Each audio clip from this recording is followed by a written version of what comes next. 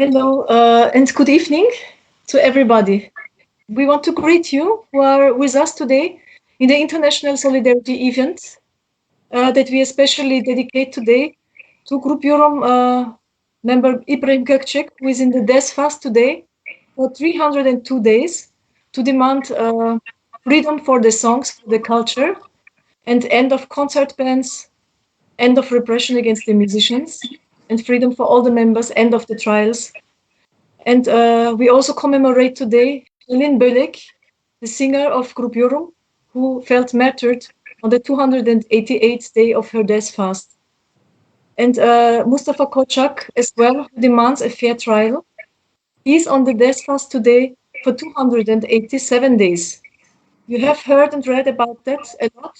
The media starts almost now, very late, to write about it. The international press write about it only after the death of Helin. But what we need to do today and why we want to make this program today, because we need to let our voices hear all over the world.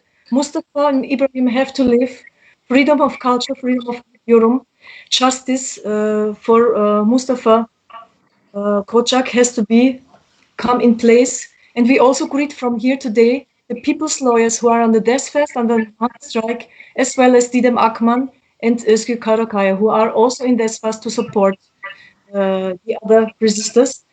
We want not to, I don't want to speak too long in the introduction. Our guests have a lot to say and speak very in details.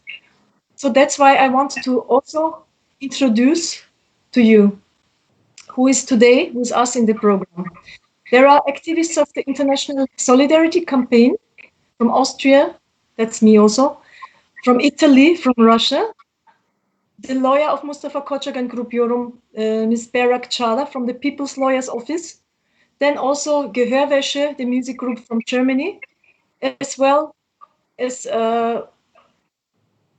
from Germany, Nicolas Michea, a Chilean musician, and also Marjorie Porlotti and Manu Pere, the Margis Dream Pop Orchestra from France, and Grup Yorum, of course.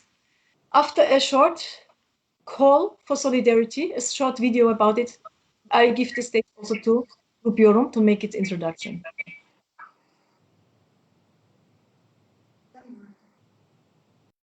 İşte bir sabah uyandığımda ciao bella ciao bella ciao bella ciao ciao ciao elleri bağlanmış buldum yurdumu her yanı işgal altında elleri bağlanmış buldum yurdumu her yanı işgal altında sen de partizan beni de götür ciao bella ciao bella ciao bella ciao ciao ciao beni de götür dağlarınıza dayanamam tutsaklığa beni de götür dağlarınıza dayanamam tutsaklığa eğer ölürsem ben partizanca ciao bella ciao bella ciao bella ciao ciao ciao sen gömmelisin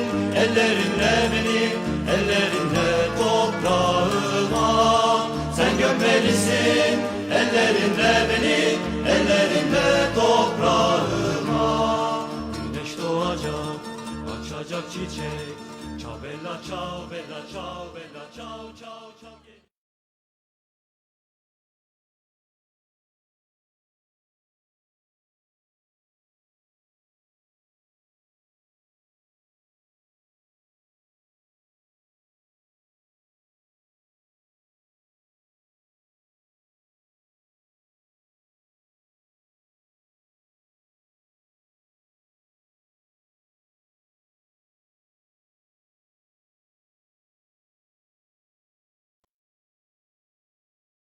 Is here with us today in this program. Their speech in the beginning, and also have a song prepared for us in the beginning as well. So I give the word to. We also greet everybody who's watching us. Hello to everyone. Firstly, we would like to thank all the participants who are here today and who will sing their songs for MustafaKocak and for our comrades who are in the death fast now. And we also commemorate our comrade Helin Bölek, a musician of Grup Yorum, who died on the 288th day of her death fast. She will never be forgotten, and we will remember her in all our songs and in our struggle. And right now, our guitarist IbrahimGokcek is also on a death fast. Today is the 302nd day of his death fast, and he is continuing his resistance in Istanbul.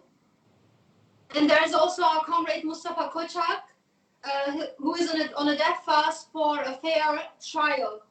And this event is made for them. It is made for the ones who are resisting at the moment in Turkey and against the fascist regime and against all the injustice things happening to them and also to the people, against the people. Mustafa is being charged based on the lies of one police informant. It's also happening to us. It also happened to us, to our group members. And today we will sing our songs for them all, and we will continue to share their voice, the voice of our comrades all over the world. And now we would like to sing our song Bileycan for MustafaKocak, for Helin Bölek and IbrahimGokcek.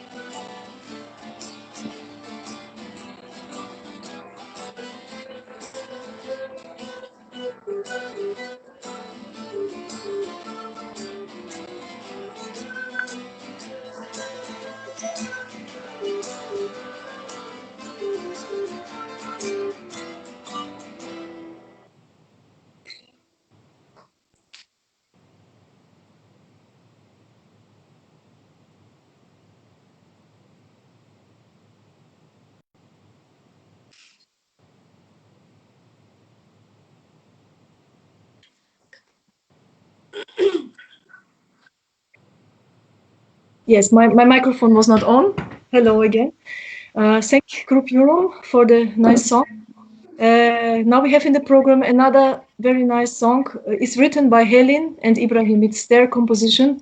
And this song is new, published, and we play it now. Bak içimde hala umut var. This video clip we want to play now for Helin. Herkese yürek dolusu merhabalar. Ben İbrahim Gökcek. Bu kara günlerin geçeceğine inanıyorum. Onun için ben olması gerekeni yapıyorum. Olması gerektiği gibi iyiyim. O meydanlarda yine büyük konserleri yapacağız. Hepinizi çok seviyorum.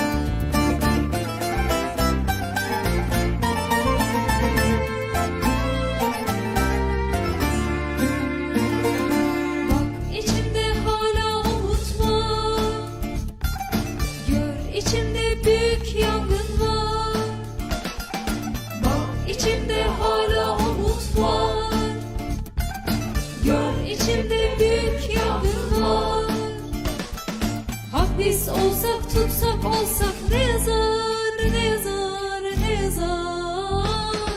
Düşlerimiz var işte burada, düşlerimiz var. Hapis olsak tutsak olsak ne yazar, ne yazar, ne yazar. Düşlerimiz var işte burada, düşlerimiz var. Haydi kalk gidelim, haydi kalk gidelim dağlara özgürlük ateşini. Ekelim dört bir yana. Haydi kalk gidelim. Haydi kalk gidelim. Okullara özgürlük ateşini yayalım sınıflara. Haydi kalk gidelim. Haydi kalk gidelim. Mahalleye özgürlük ateşini yakalım caddelerde. %20'nin altına inmemesi beklenir. Oysa MustafaKocak'ın açlık grevi eylemini ölüm orucuna dönüştürdüğü tarihte 30 Eylül 2009 yapılan ölçümlerde beden içi endeksinin %12.72 olduğu öğrenilir. Susma haykır kaldır başını, korkma üstüne yürü celladı. Susma haykır kaldır başını, korkma üstüne yürü celladı. Susarsan ben susarsam dayanam, dayanam, dayanam. Umut biter insan çürür işte o zaman. Sen susarsan ben susarsam dayanam, dayanam, dayanam. Umut biter hayat çürür işte o zaman. Haydi kalk gidelim, haydi kalk gidelim dağlara özgürlük ateşini. Ekelim dört bir yana.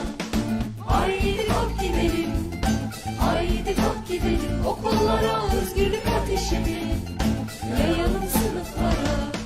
Haydi kalk gidelim.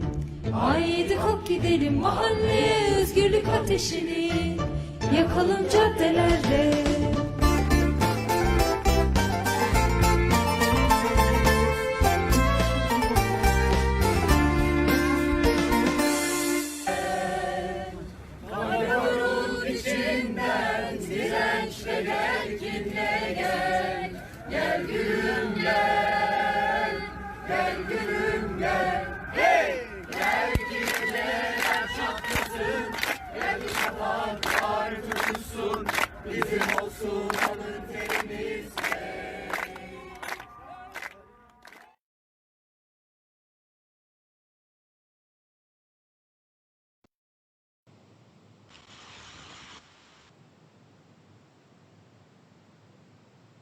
Yes, and after the video for Helin, we have a guest here again in our program today.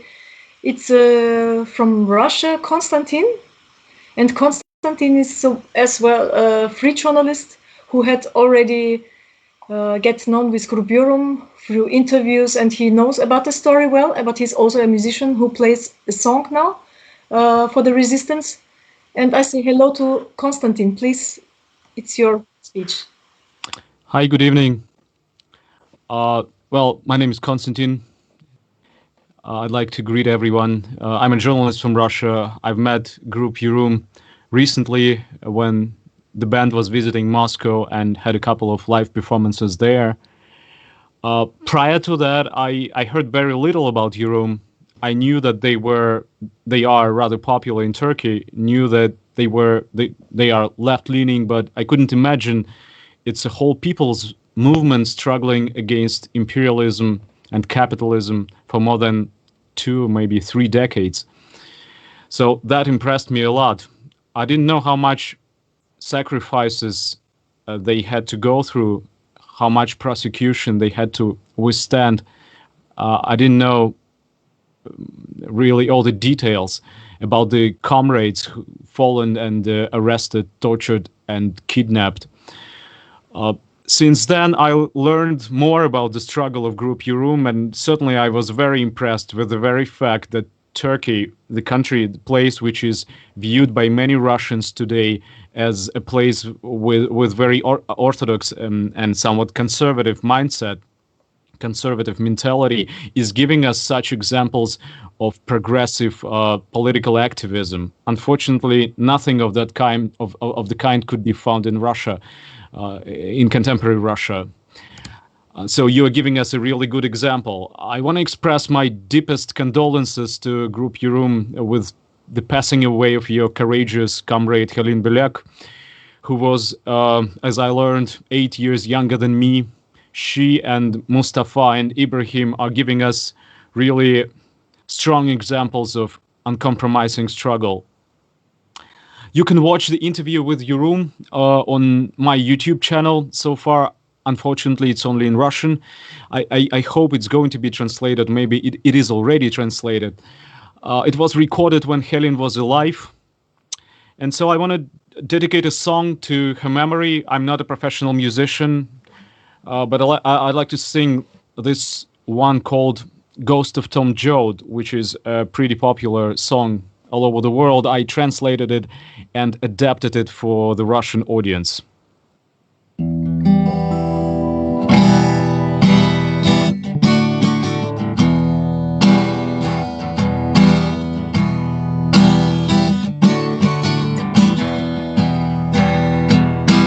Люди придут по рельсам вперед, туда, откуда никто не придет. Вертолеты полиции парят над холмом. Люди варят похлебку на костре под мостом. Очередь бездомных, напрасная жалоба. И новый мировой порядок, добро пожаловать. Семьи в фургонах, ни покрышки, ни дна. Ни мира, ни дома, ни работы, ни сна. И пусть шоссе ревет голосами машин. Всем понятно, куда эта трасса ведет.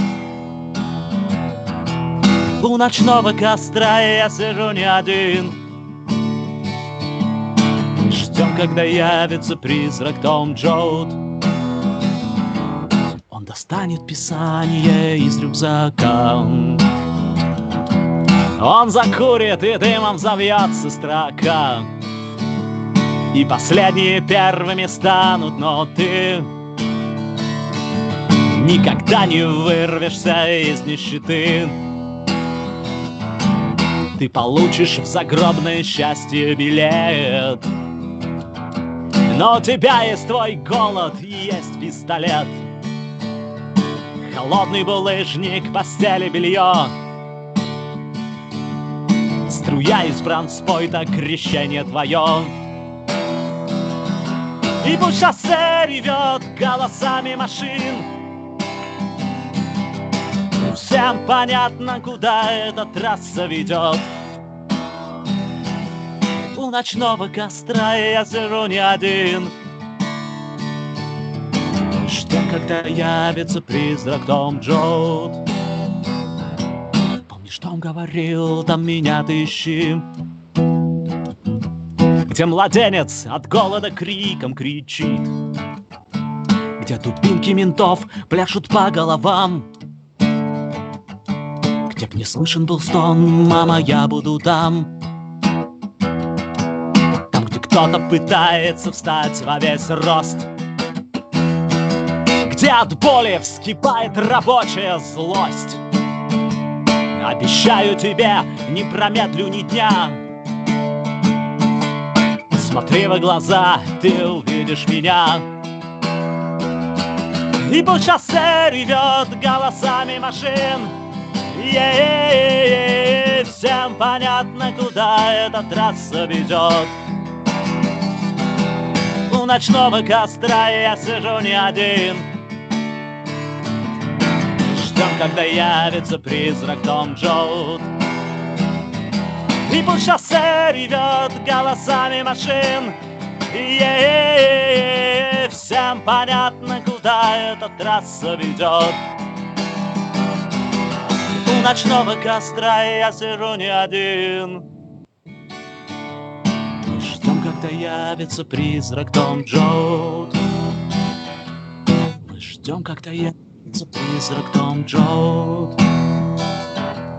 Мы ждем, когда явится призрак Том Джоуд.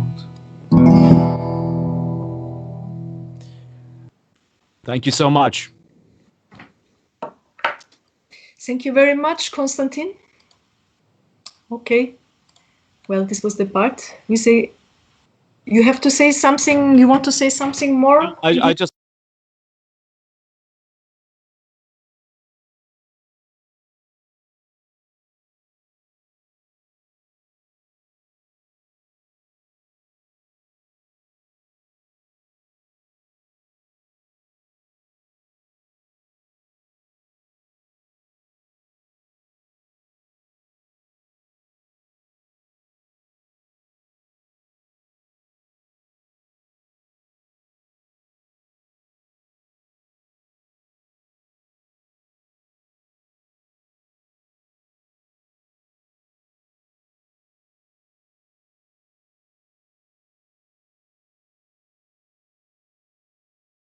Next one.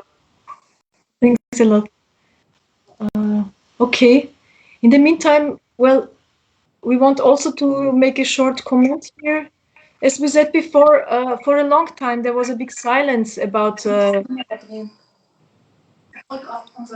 was a big silence about. Okay. Yes, I guess I can continue. There was a big silence about this case, unfortunately. Friends, families, and many people who love Grup Yorum, who are friends with Grup Yorum, they made a long time campaigning and speaking about the hunger strikes and saying in the streets and with every mean, please support us. But there was a big silence about it. It's good that this silence has stopped almost.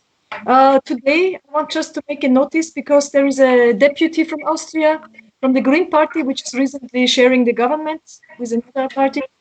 Ernst Cicic, Eva Ernst Cicic is the foreign spokesperson from the Green Party in Austria. And today, she gave a press statement to the Austrian press agency, in which she say they share also the call from the Amnesty International, which actually until today we waited also very long. This is a little critics also to the human rights organization, but we are happy now that at least we come to the right point that people are now, also the deputies, more deputies are calling for the freedom and for the justice here. So the Green Party also, Eva Ernst Cicic is here to watch us. She's participating, not live, but she's also part of this program. Hello, and thank you very much that you gave today this press statement. It's important. please stay also with this solidarity and help us to make more noise. Thank you. Now we want to introduce the next guest, which is from France, from the Solidarity Campaign France, also but musicians, Marjorie Polotti and Mano Peyret. They are, the name is the Margis Dream Pop Orchestra. And they are here also to perform and to make a little statement for Grup Yorum.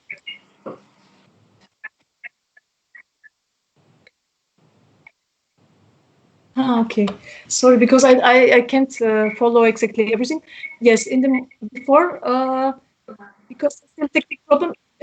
Grup Yorum members will also speak shortly in Turkish as well, because we have a lot of Turkish also participants and guests to listen this program.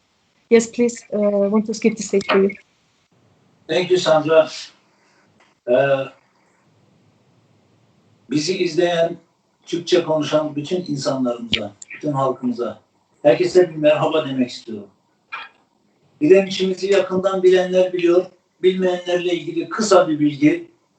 Evet, 17 Mayıs 2019'dan itibaren başlattığımız bir direnişimiz var. Türkülerimizi özgürce söylemek, arkadaşlarımızı hapishanelerden özgürlüğe kavuşturmak, hakkımızda açılan soruşturmaları ortadan kaldırmak için ve kültür merkezimizde artık yaşayabilmek ve üretebilmek için direnmeye başladık. Çünkü bundan daha geri bir nokta yoktu bizim açımızda. IbrahimGokcek 302. gününde bugün biraz daha sağlıklı olduğu günlerde şöyle ifade ediyorum. Ne yapalım? Daha geri bir adım yok. Bizi artık yaşayamaz hale getirdiler. Türkümüzü söyleyemez, sanatımızı üretmez hale getirdiler. Sorunu ortadan kaldırsınlar. Biz ne yapmışız? Bizi terör ile ilgilendirmek istiyorlar. Bu gerçek olamaz. Bu yalan ve biz özgürlüğümüzü istiyoruz. Bu taleplerle açlık direnişine başladık ve ilerleyen 200. günde artık çok ilerlediği için ve geri adım atamayacağımız için ölüm orucuna dönüştü. Elimizi sonsuzluğa uğradık. Elin dünyayı ayağa kaldırdı. Evet, dünyayı ayağa kaldırdı. Ve İbrahim ölümün eşiğinde belki. Buradan bütün insanlarımıza sesleniyorum. Adalet Bakanlığı'nı, İçişleri Bakanlığı'nı ve Cumhurbaşkanlığı'nı, bütün uluslararası dostlarımız ve Türkiye'deki halkımız. Arasın, evet, bu müzik grubu, halkın müzik grubu, bu grubu özgür şarkılar söyleyebilmesi, özgürlük bir talebi, dünyanın en doğal talebidir. Bunu karşılamayan zalimdir. Bu zalimliği bugüne kadar yaptınız. Bundan sonra yapmayın. Bu sorunu çözün. MustafaKocak'ı ve halkın avukatlarını yalan ifadelerle tutukladınız. Onları da serbest bırakın. Bizim talebimiz, bütün insanlarımızdan, halkımızdan isteğimiz budur. Ve bir şey söylemek istiyorum. Bazı yerlerde biraz umutsuz söylemler var. Hayır, öyle değil. Örneğin insanlar sessizdi, artık sessiz değil. Hayır, insanlarımız her zaman sesliydi. Sessizlik hükümette, sessizlik devlette. Onu kendi seslerimizle artık sessiz olmaktan çıkaracağız ve bu soruna mutlaka bir çözüm getirecekler. İbrahim'in söylediği gibi öyle ya da böyle ama mutlaka biz kazanacağız. Herkese teşekkür ediyorum. Thank you. Teşekkür ediyoruz. Sevgili yorum arkadaşımız. Evet, şimdi Fransa'dan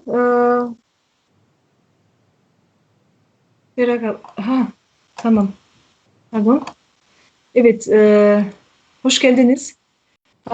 Berak abla, evet, kısa bir anlatım yapacağım İngilizce. Zaten biz tercüme edeceğiz.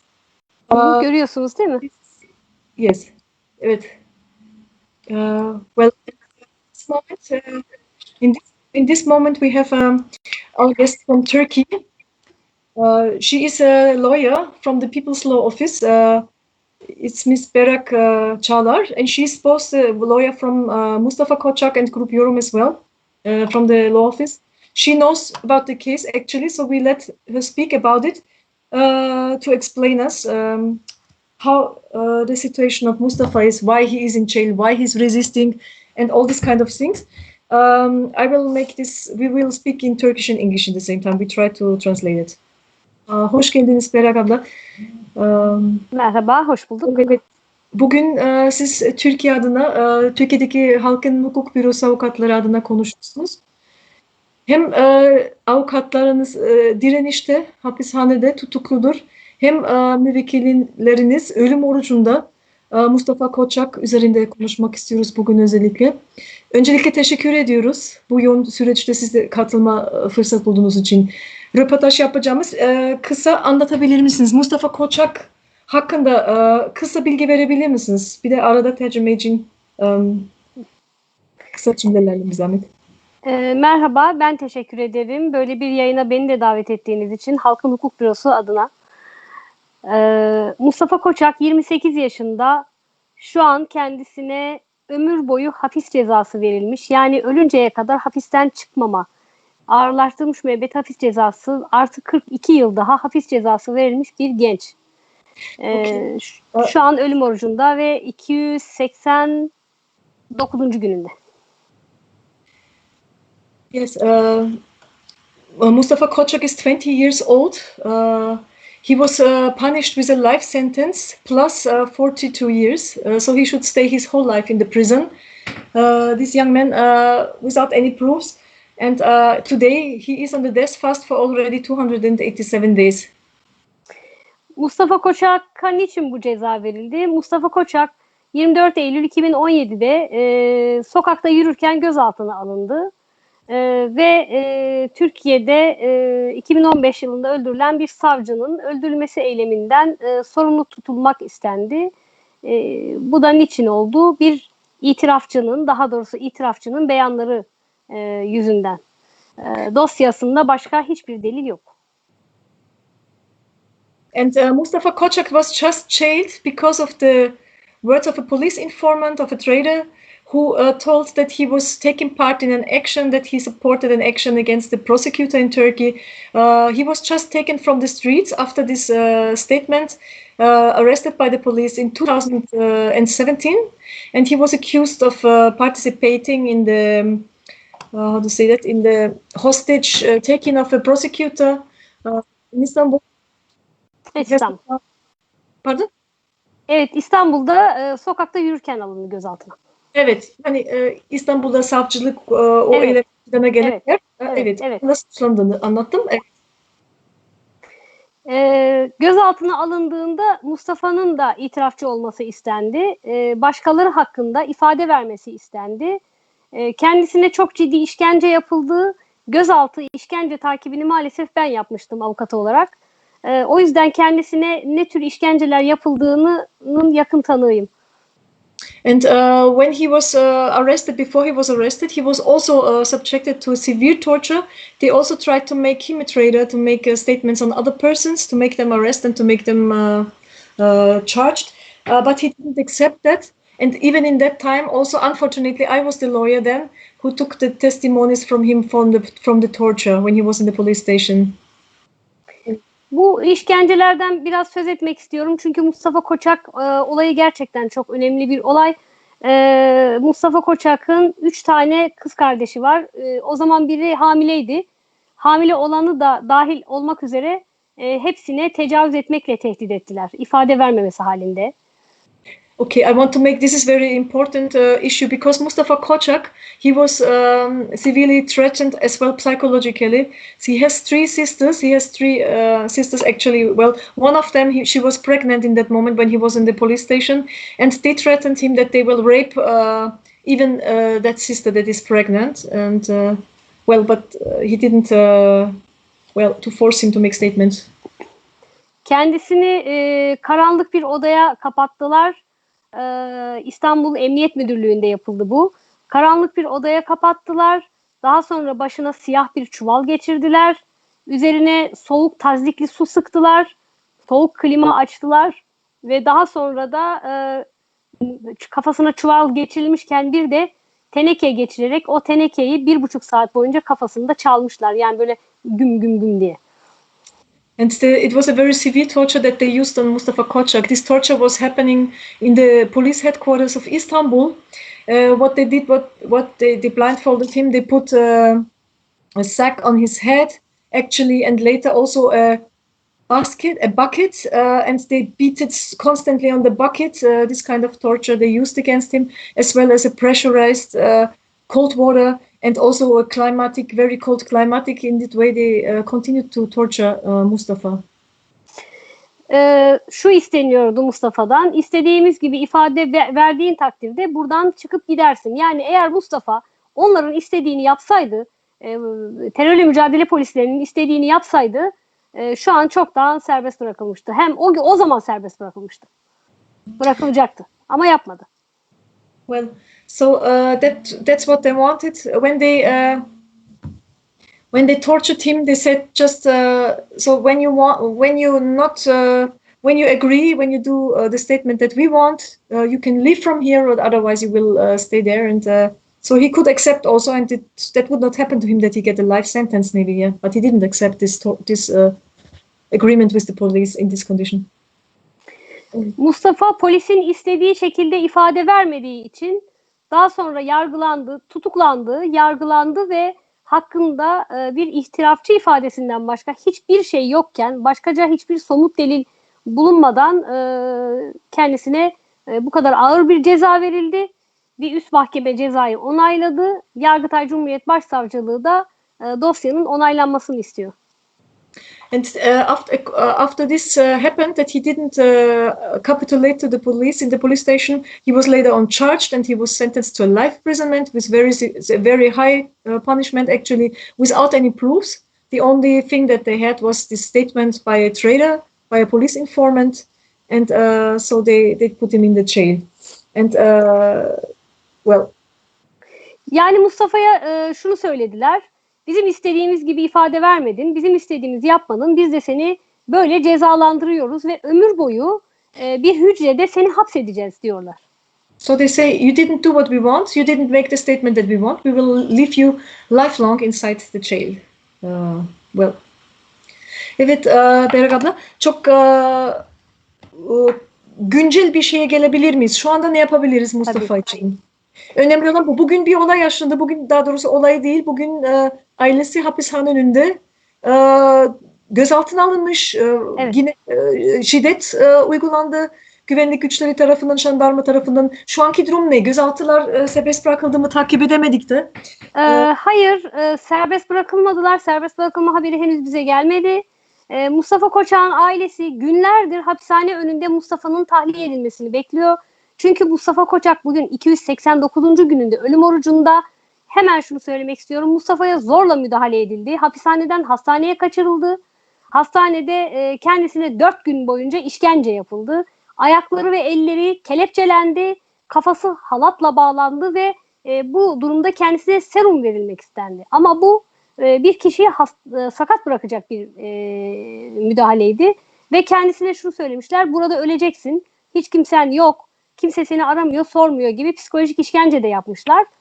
Şimdi o müdahalenin, o hastaneye kaçırılıp da yapılan müdahalenin etkileri görülmeye başladı Mustafa'da.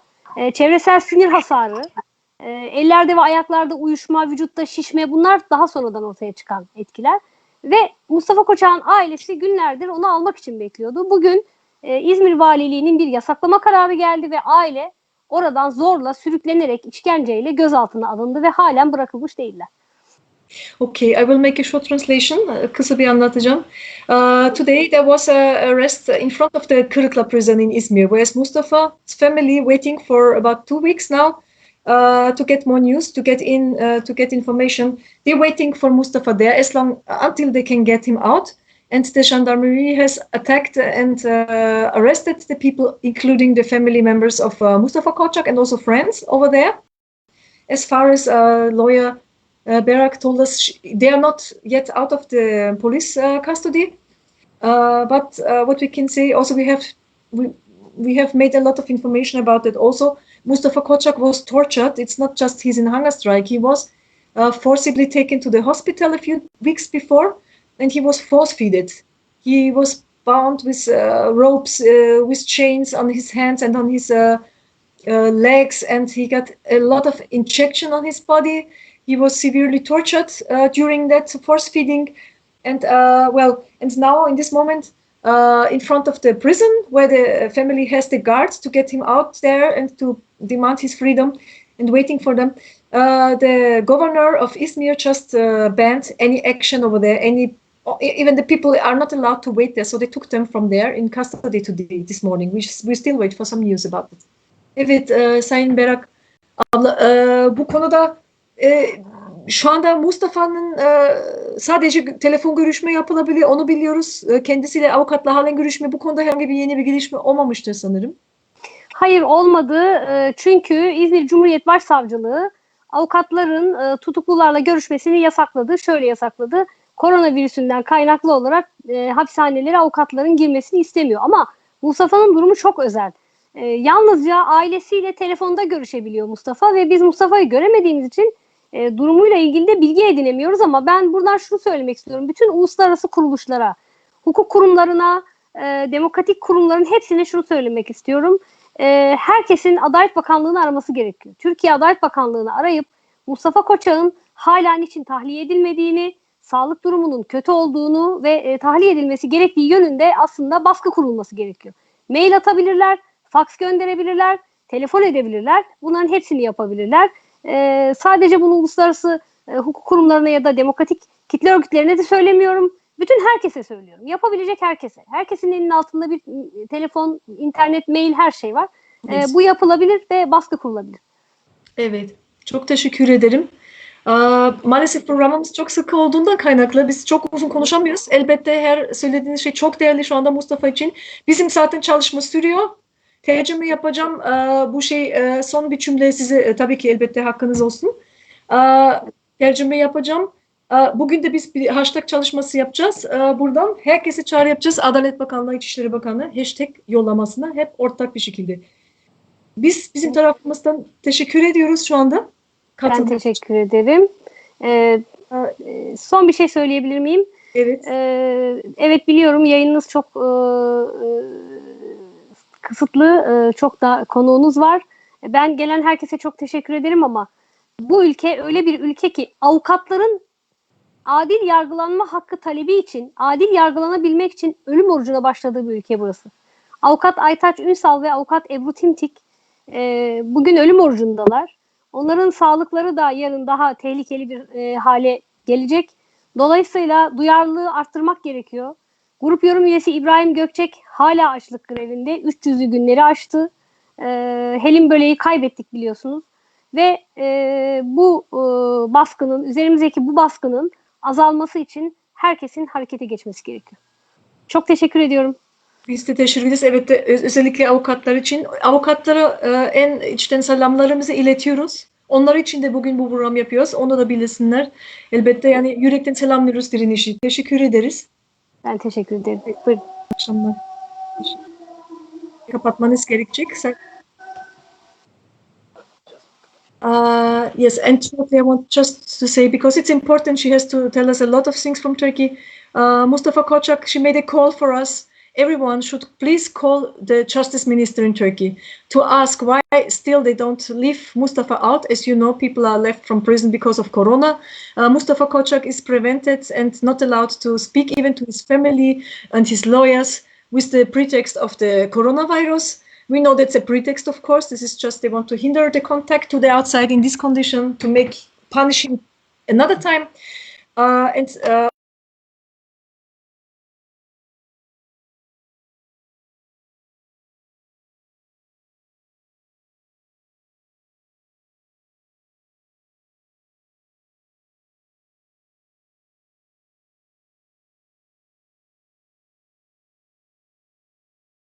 About the people's lawyers, they even have to start it with a death fast in Turkey because there's no justice. They want independent jurisdiction in Turkey.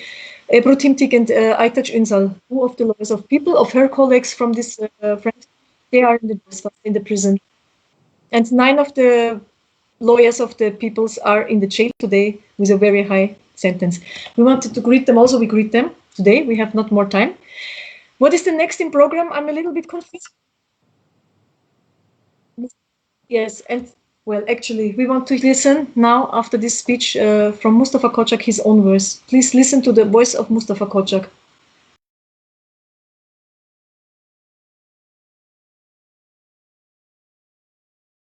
Ağrılarım, ayaklarım, kasıklarıma kadar bayağı artık yani ağrılardan uyuyamıyorum.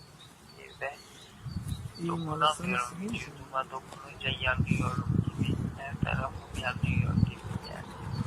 Herkes şunu bilsin bile. Evet, acılarım, ağrılarım çok fazla artık belki dayanılmaz ama ben senden sonra kimse bir daha adaletle ilgili bir acı çekmedi diye ben bütün acıları çekmeye de razıyım. Herkes bunu bilsin. Hiçbir acı yarına kalmasın diye ben hepsini bugün çekerim yani sorun değil, dayanırım. Tırnağımla hepinizi de çok seviyorum.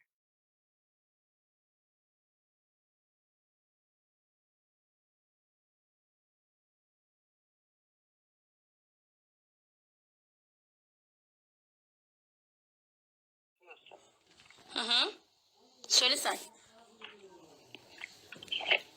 Şehitliğinden 2 gün sonra rüyamda gördüm Helin'i.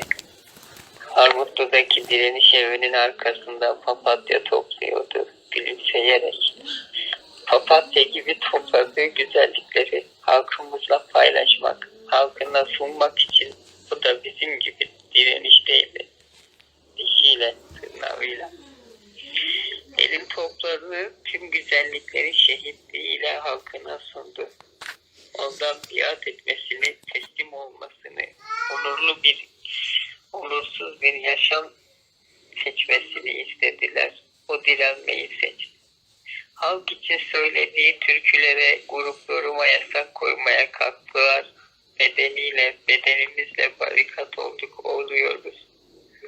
Sanatını direnerek sürdürdü. Şehitliğiyle zafere ulaştı. Hepimize kutlu olsun. Helin'in adalet özlemi şimdi bizimle büyüyor. Halkın avukatları İbrahim Gökcek, Didem Akman, Özgür Karakaya ve ben bedenimizle adalet istemeye devam ediyoruz. Helin'in de bizim de halkın da adalet özlemini son vermek istiyoruz artık. Herkese selam, herkesi çok seviyorum. Biz de.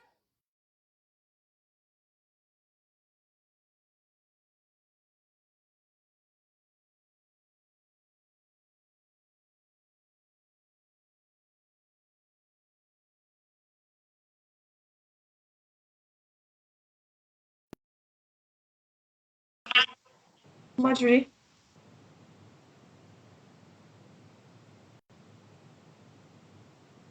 Okay. Hello. Yes. And now after this video from MustafaKocak with his own voice, it was just taken a few days ago. Well, this is the situation.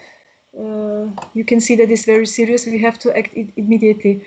There is a next program point. It's now our friends from France, musicians. The Marjorie's Dream Pop Orchestra. It's Marjorie and Manu. They will be here now with us to sing song for the Grup Yorum and MustafaKocak.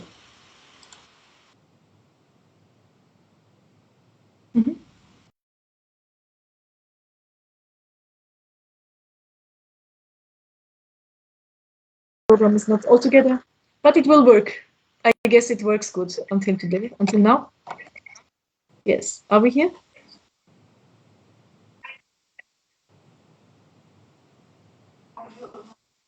Well,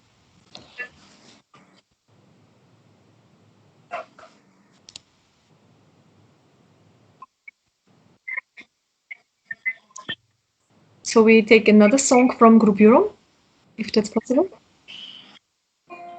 Yes. we'll make another song. Maybe you can also introduce what song and what is this song about? Maybe you want to say something about it.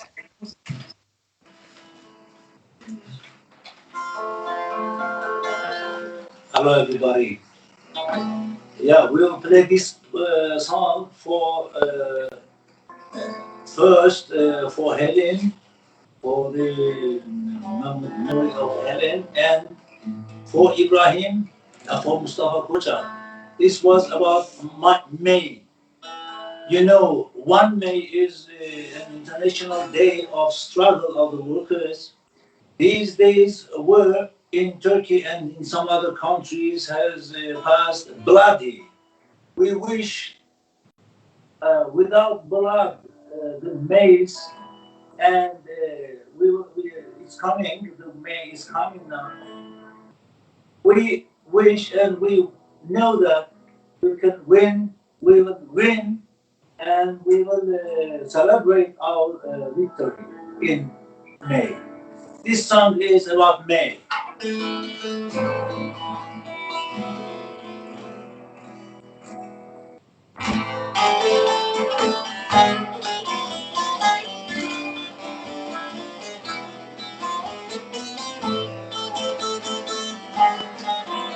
Hallo? Jetzt geht's ja. Hallo.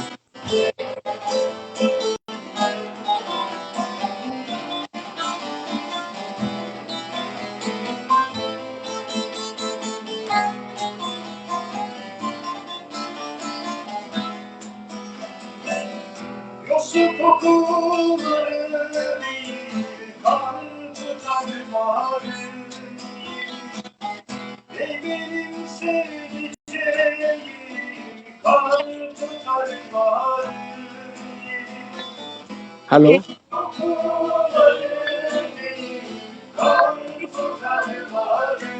Bist du Sandra? Ja, kann ich reden? Kannst du mich hören? Okay. Uzamış boyun boyunca karanfil elinde dikmem dili omuz başından günlerine mavisinde düşlerine mavisinde sokağın sesini olur düşen çiçeğin yazını mavisinde düşlerine mavisinde sokağın sesini olur düşen çiçeğin yazını.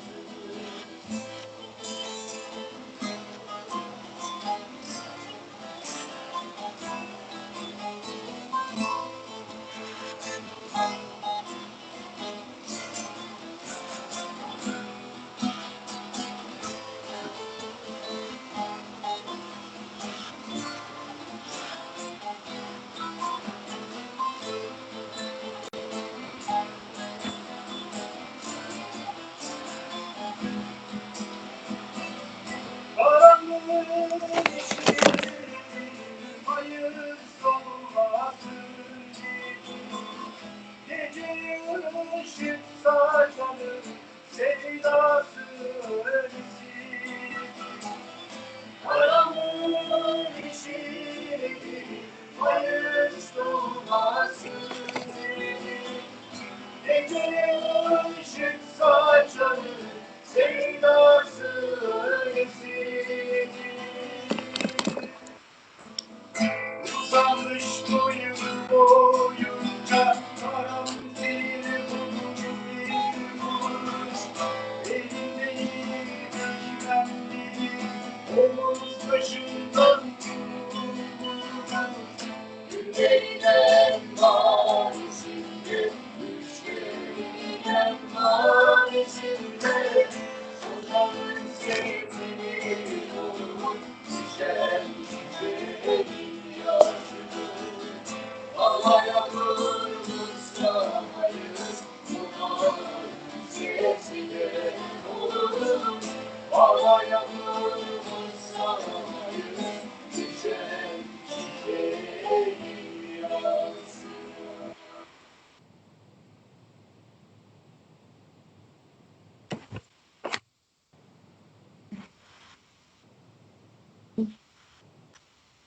Thank you very much.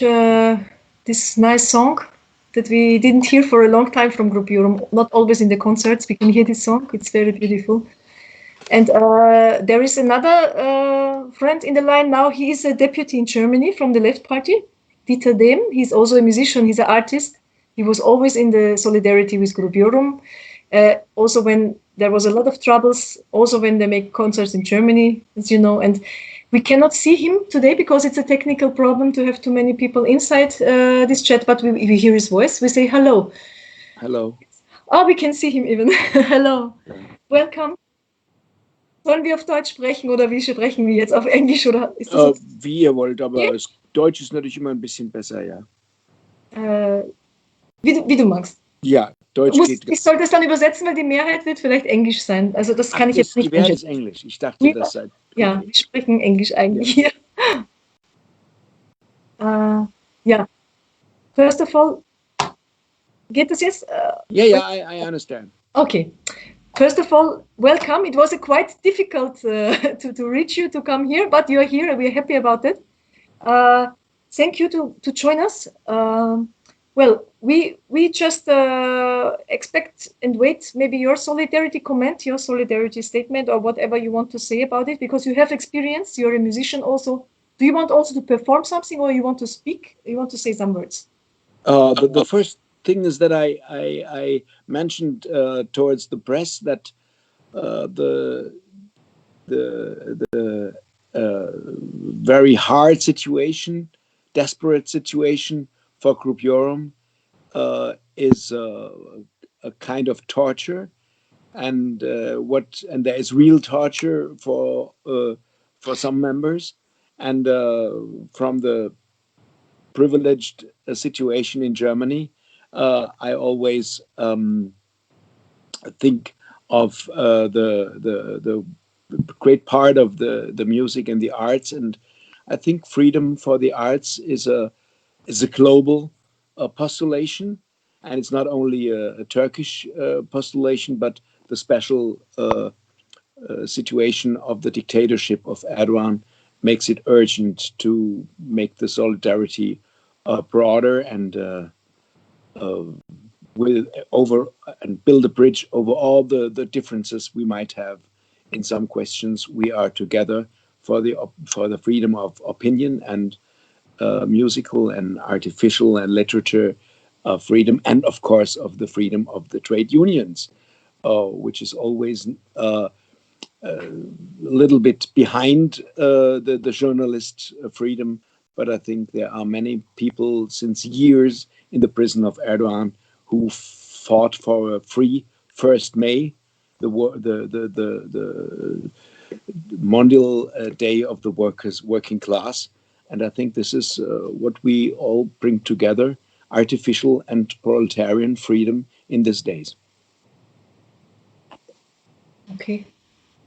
Well, thank you a lot. I saw the statement also, the letters for the parliament, the letters for intervention for the hunger strikes. It's very important that deputies, artists, people with a little bit more audience and names can intervene. Actually, we hope after that there is much more noise and much more people intervening. So many international solidarity we have. We have just a small part included, but it shows us that there is really a very big movement here going on.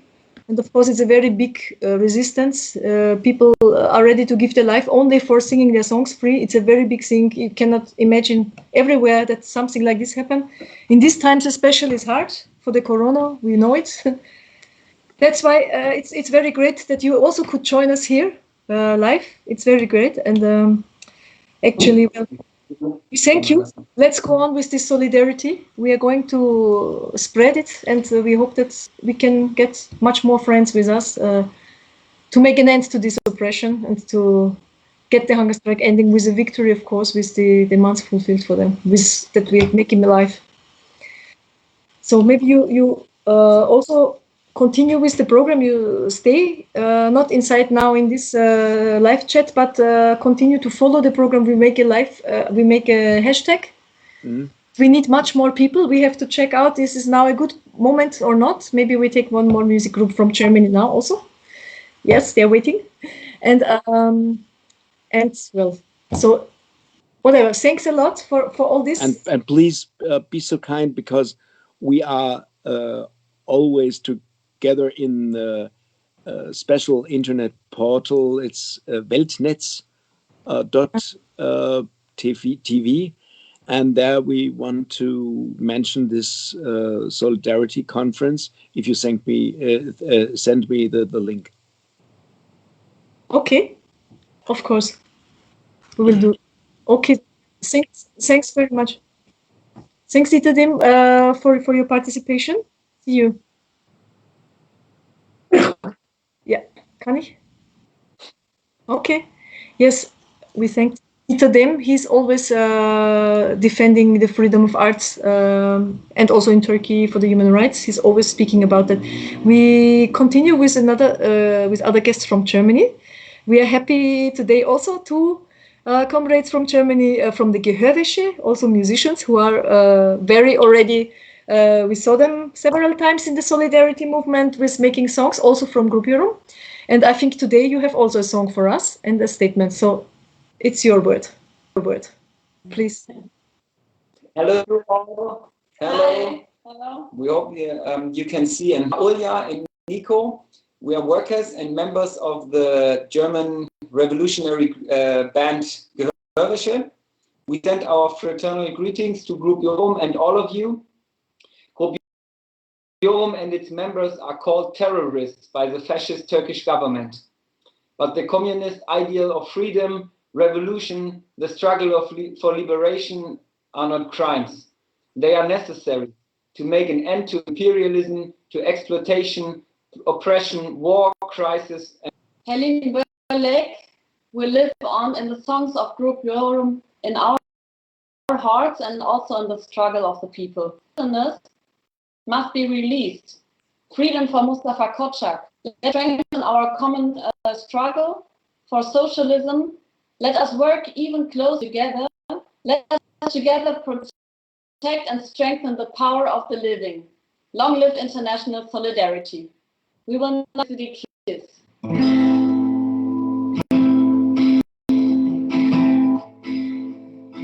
Hadi yaşa bir çiçekçi dalarda,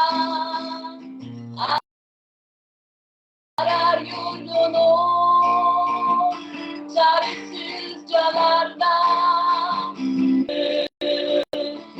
Dünyaya karşı susar türküsü, duman necillarda. Susar türküsü, duman necillarda. Neslenin günü olmaz, sevdanın izni olmaz. Sevdaya yasak koyanın günleri olmaz. Neslenin günü olmaz, sevdanın izni olmaz. Sevdaya yasak koyanın dünyaya yeri olmaz.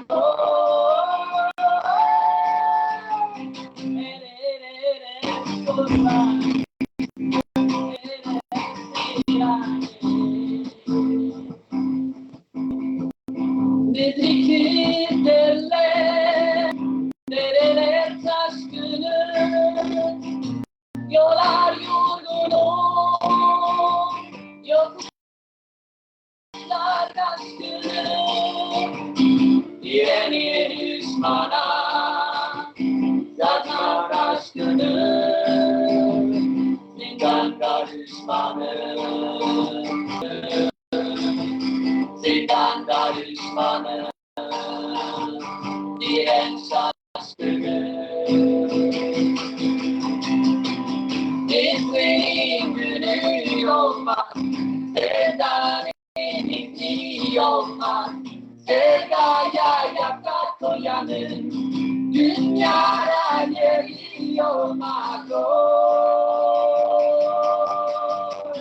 Neslenin günü olmaz, sevdanın izni olmaz. Sevdaya koyanın dünyaya geliyor.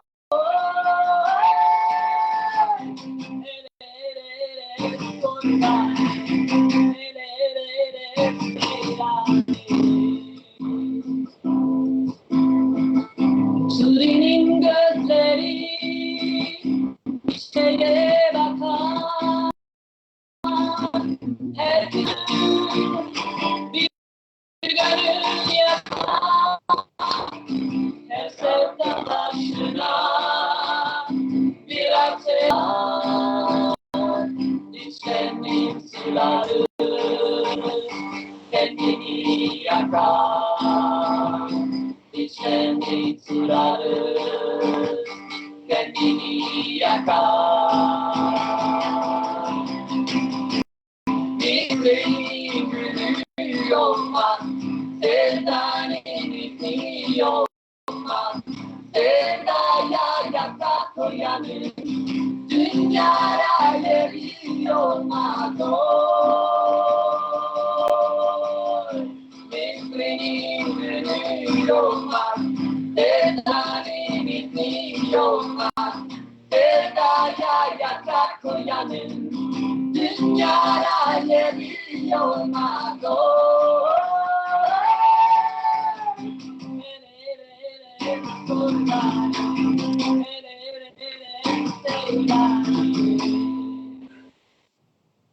Vielen herzlichen Dank, beste Grüße, auch best greetings, bye bye, ciao. Ciao. Vielen Dank, Gehörwäsche. Vielen Dank, Nico. Und ja, William. Der Genossin. Sehr schön habt ihr gesungen. Erstens, it was very nice the way you sing, and also that you learned a song of Grup Yorum, and that you were here to us. And strange for your struggles. Also, thanks for your solidarity. We hear you. We see you again, of course, shortly. Let's struggle. Okay. Thank you. Okay. Now we have as a next program, the one which is very important one, is our hashtag action. We hope we are many now, because the hashtag is one of the most important things that we have. The hashtag that we want, please now, I hope it will come to the screen in this moment. So we ask you to share the live stream now on your social media. Please share the live stream with the following hashtags that we give. I hope it's already done.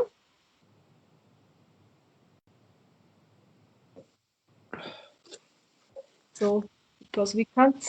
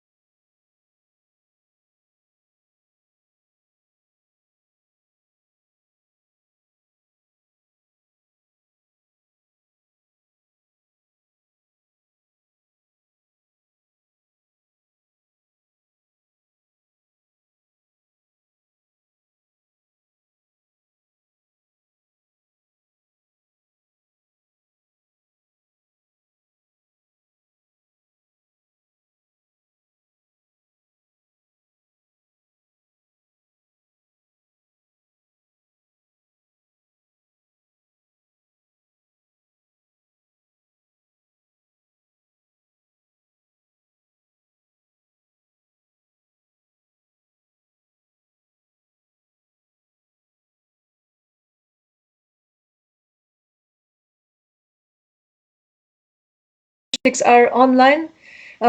We put it there on the screen as well as on the Facebook and Twitter page of FreeGrupYorum.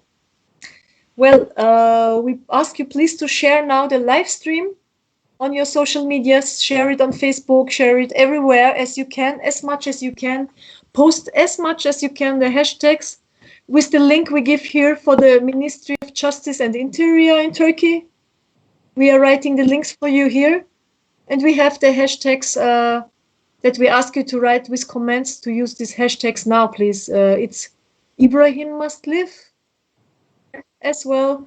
Mustafa must live. And also, I think, FreeGrupYorum. We have the same in Turkish, but we want to just now say you in English. Arkadaşlar, aynı zamanda umarım yani şu anda gözüküyor. Ben gözükmediğim için sadece şu anda hashtag çalışmamız olduğunu biliyorum. Burada hashtagleri görebiliyorsunuz. Hashtagleri yani Twitter ve Facebook üzerinde biz çok yoğun biçimde Türkiye'deki adaletsizlik ve İçişleri Bakanlığı'na ulaşmak için linkleri koyduk. Hashtaglarla birlikte sizin yorumlarınız lütfen oraya yönlendirin. Çok yoğun bir şekilde onların hesaplarına yollayalım ki Mustafa yaşamalıdır. MustafaKocak yaşamalıdır. IbrahimGokcek yaşamalıdır diyelim. Ve bunu İngilizce ve Türkçe olarak şimdi bu dakikalarda hep beraber yapalım. Bütün izleyenlere rica ediyoruz. Şu anda hashtagleri yapalım. Etkin olsun yani. Bu çalışmamız en önemli çalışmamız bu programda esas olarak. Çünkü bu da bizi duyacaklar, sesimizi duyacaklar. Ve çok kalabalık olursak eğer bu dakikalarda evet de bir faydası olur. Biz dedik tek yumruk, tek ses tek yumruk dedik. Şu anda tek ses ve tek yumruk oluyoruz. Hepinizi tekrardan teşekkür ediyoruz katıldığınız için. Hep beraber büyük bir aileyiz. Hem Grup Yorum aileyiz hem de insanlık aileyiz. Biz hem MustafaKocak hem halkın avukatları için hem devrimci tutakları için hem MustafaKocak için bugün biz onların sesiyiz. Adalet ve özgürlük isteyen sesiyiz bugün. Biz çalışmamız herhalde devam ediyoruz. Korona altında, tecrit altında da sansürleyerek de bizi bütün toplumdan yalıtmaya çalışsalar da bizim kendi imkanlarımızla sokağa çıkarak kısıtlı olsa da orada da sesimizi duyurmaya çalışıyoruz. Evet, söz konusu olan burada bu arkadaşlarımızın, bu devrimcilerin, bu müzisyenlerin, bu adalet savaşçılarının ölmemesi. Helin Bölek maalesef bugün sonsuzluğa uğurlanmıştık. Helin Bölek her zaman yani sahnelerde devam edecek. Grup Yorum'un açıkladığı gibi her zaman Grup Yorum'un arasında Helin Bölek'i de göreceğiz biz. Her sahnede, her konserde. Helin Bölek son ana kadar, son nefesine kadar bu umutla doluydu. Evet, keşke görebilseydi. Biz kesinlikle göreceğiz bu zaferi. Biz kesinlikle göreceğiz sonunda zaferi. İbrahim Gökcek ve Mustafa da görmelidir. Lütfen hashtaglerimizi paylaşalım. Adalet Bakanlığı, İçişleri Bakanlığı'na yorumlarımızla birlikte Grup Yorum yaşamalı, Grup Yorumlar özgürlük. MustafaKocak yaşamalıdır. İbrahim Gökcek yaşamalıdır hashtaglerle hemen her taraftan yazın çizin. Hemen her tarafta yollayın, paylaşın. Bizim canlı yayınımızı paylaşın. Herkes görebilmeli. Programımız gerçekten yani dünyanın dört bir yanından katılan arkadaşlarımızla, dostlarımızla, duyarlı insanlarımızla, sanatçılarla şu anda sunuyoruz ve bir araya geldik. Sizin de gelmeniz çok önemli, çok güzel oldu. Evet, yeni katılan arkadaşımız oldu. O da konuşacak, kendi çalışmaları anlatacak, dayanışma ilkesindeki örneklerle. Ama bir kez daha bu İngilizce anons yapayım da yoğun şimdi bir şey yapalım çalışma. Please, once again, we ask you in the meantime, send these hashtags that we announced here. MustafaKocak must live. IbrahimGokcek must live. We just shared that on our Facebook and Twitter accounts. We shared that here. Please make this, because this makes us visible. This makes us noise to the oppressors who want to kill Mustafa and Ibrahim. We don't allow them to kill them. We are one big family. We are one great family. We are here together, and it's a great feeling that you are all here. And we have all our comrades here from the different countries, from Russia till Italy, Bulgaria, and Germany, and Russia, And from all the countries, also Grup Yorum is here with us today. The lawyer from MustafaKocak from Turkey was here with us. Please send the hashtags, send your comments with the hashtags in all your accounts and share our stream. So this was it. And we have already put it to copy it and to paste it and to make it easy for you. Please, let's make a good effort, make a good result from this. In the end, we can be happy. Now, well, we want that our next comrade guest from the International Solidarity Campaign from Italy. I hope it's now time. Yeah, hello, Sandra. Yeah, it's here. Hello. Welcome, Valentina. Hoş geldin. Welcome. You are Hi, from Italy. You are from Italy. Yes, it's great that you're here. Italy is one of the countries with one of the most solidarity, despite of the very terrible situation that they face in the Corona period. But still, the people didn't forget to share solidarity with other people, and they do it very great with Mustafa, with Grup Yorum. They are all great people, and you have the honor to express a little bit about this solidarity and to show us some material. So, Valentina, it's your turn.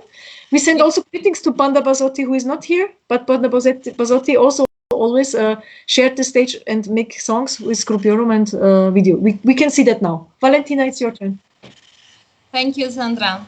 I'm happy to be here with you and to represent the Italian people, of course. In these last months, a very big solidarity rise up not only from music bands as Banda Bazotti and others, that there are a lot, of course, but also huge solidarity start rising from common people. And various voices have been heard from the first moment among our Italian comrades to make sure that the just demands of Grup Yorum and MustafaKocak are accepted. We have gone on hunger strikes several times in these last months in solidarity to unite our voices with the demands of Grup Yorum and MustafaKocak. In particular, last time we went on hunger strike was last Friday, and we are going to hunger strike next Friday, always for one day.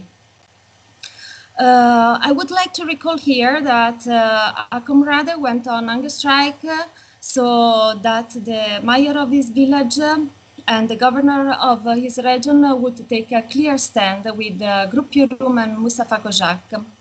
This hunger strike lasted 12 days until the governor of his region wrote to the Italian parliament a formal letter to support and to support Grup Yorum and MustafaKocak demands.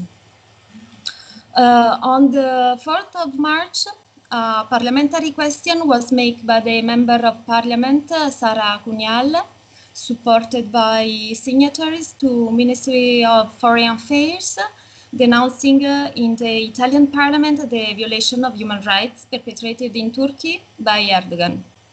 In particular, the parliamentary question invoked Article 19 of the Universal Declaration of Human Rights, Article 10 of the European Convention of Human Rights, Article 11 of the Charter of Fundamental Rights of the European Union. And all of these articles establish that everyone has the right to freedom of opinion and expression.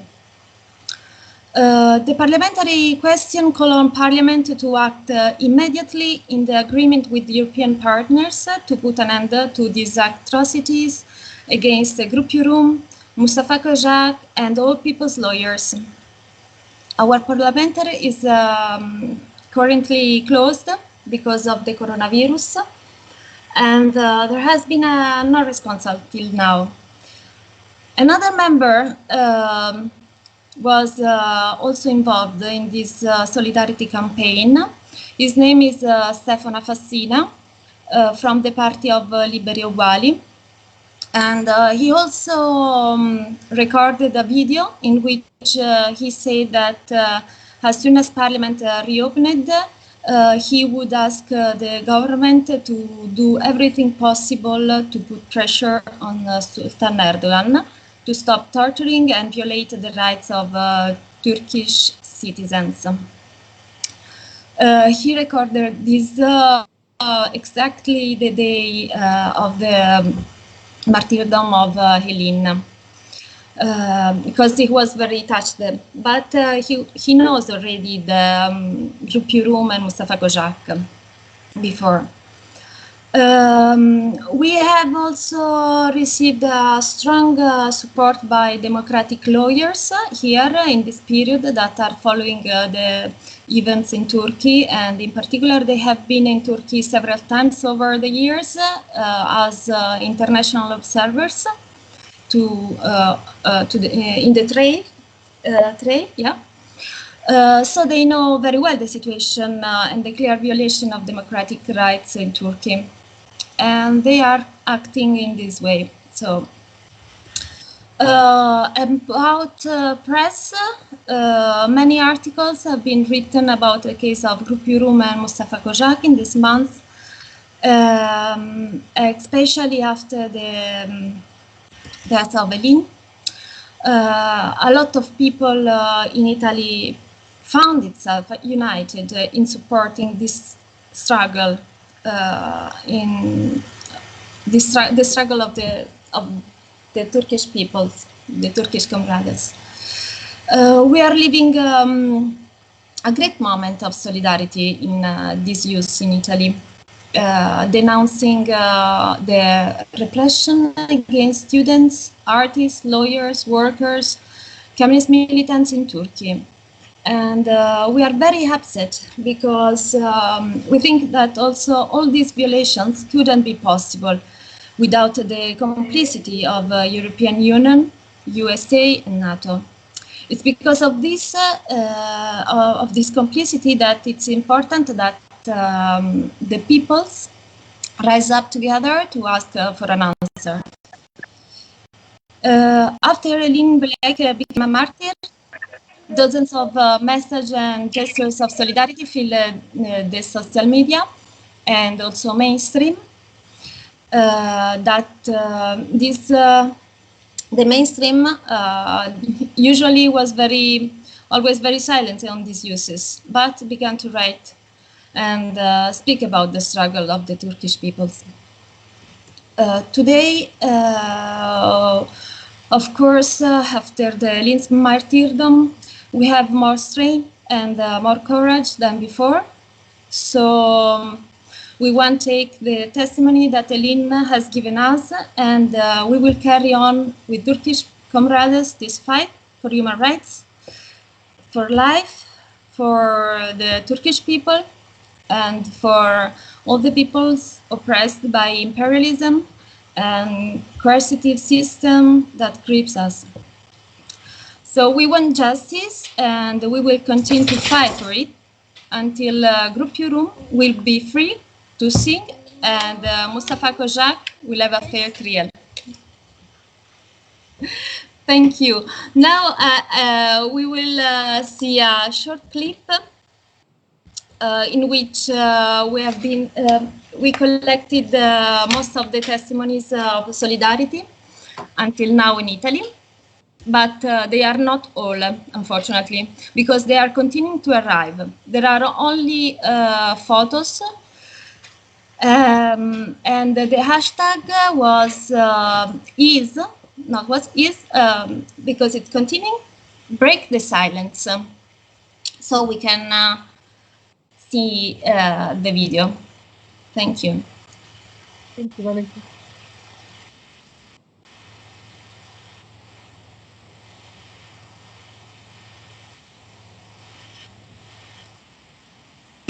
Yeah, she made already the announcement. Yes. The videos. La banda Bassotti e la carovana antifascista esprime ai compagni del Grup Yorum il sciopero della fame in Turchia, nelle carceri, da circa 200 giorni, la propria solidarietà. Non passeranno. Yorum! Aziz!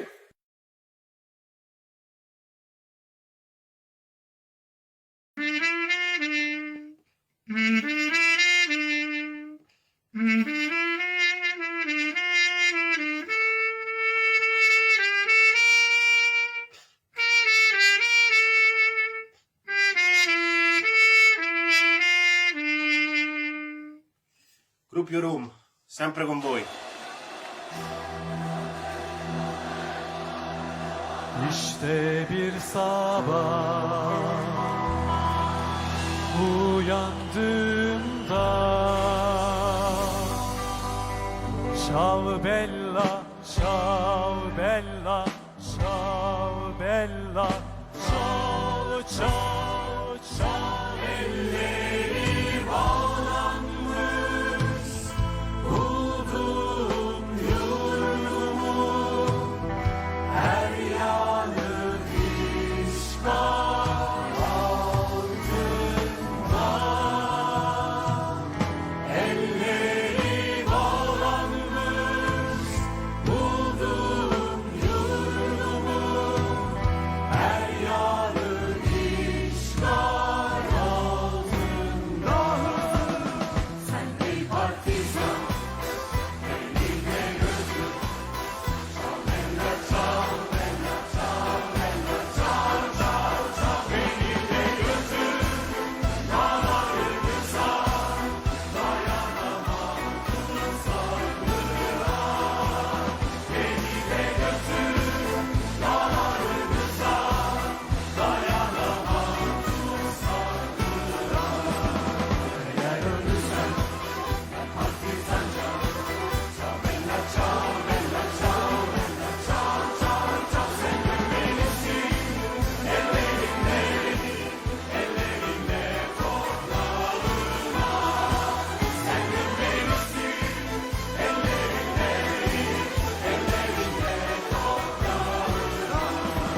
Güneş doğarken açacak çiçek, çal bella, çal bella, çal bella, çal çal çal. Elin deşenler diyecek merhaba, merhaba ey güzel çiçek. Elin deşenler diyecek merhaba, merhaba ey güzel çiçek. Elin deşenler diyecek merhaba, merhaba ey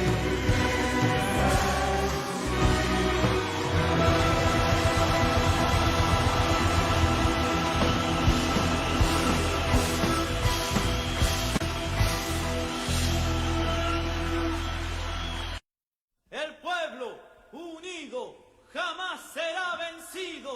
El pueblo unido jamás será vencido. El pueblo unido jamás será vencido.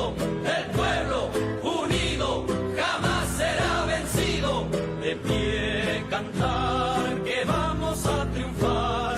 Avanzan ya banderas de unidad y tú vendrás marchando junto a mí y así verás tu canto y tu bandera florecer. La luz de un rojo amanecer anuncia ya la vida que vendrá. De pie marchar, el pueblo va a triunfar. Será mejor la vida que vendrá a conquistar nuestra felicidad.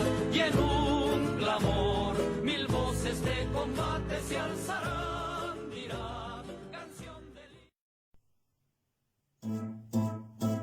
De pie luchar, que el pueblo va a triunfar.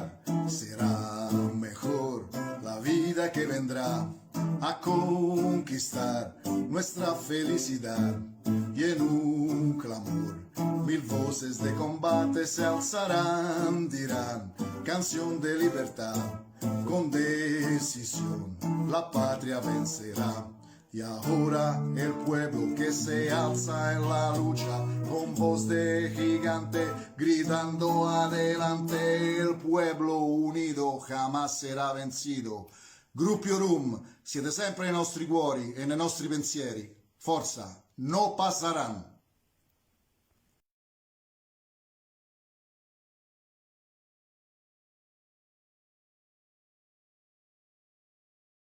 Then it's finished. So I also want to say something about Banda Bassotti, that they would have loved to be here tonight with us, but unfortunately due to various problems they couldn't be here physically on streaming. even though they are always with Grup Yorum, supporting with Grup Yorum and MustafaKocak, and they have got a very important part on this solidarity movement that it's going on in Italy. So, and they want to greet all of you, and thanks to invite them. Thank you very much. We are right. We will win. Thank you, Valentina. Bye-bye. Bye.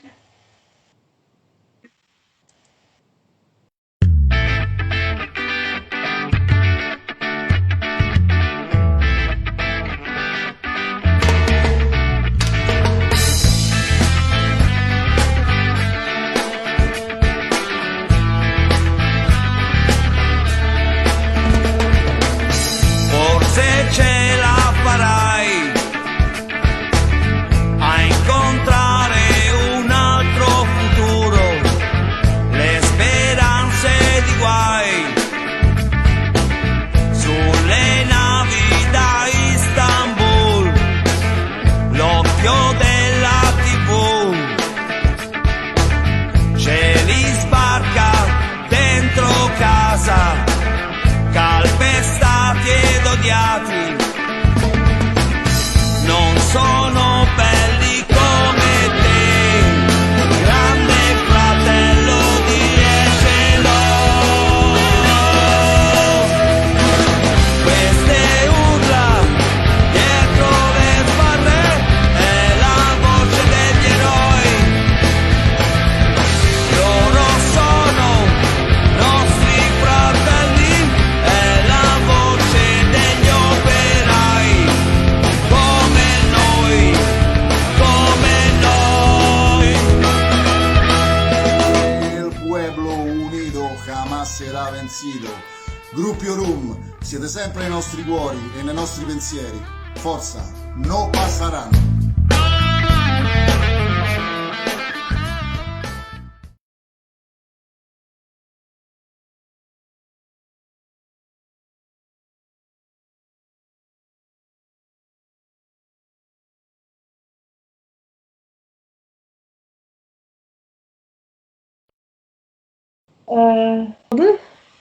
Şimdi Yunanistan geliyor.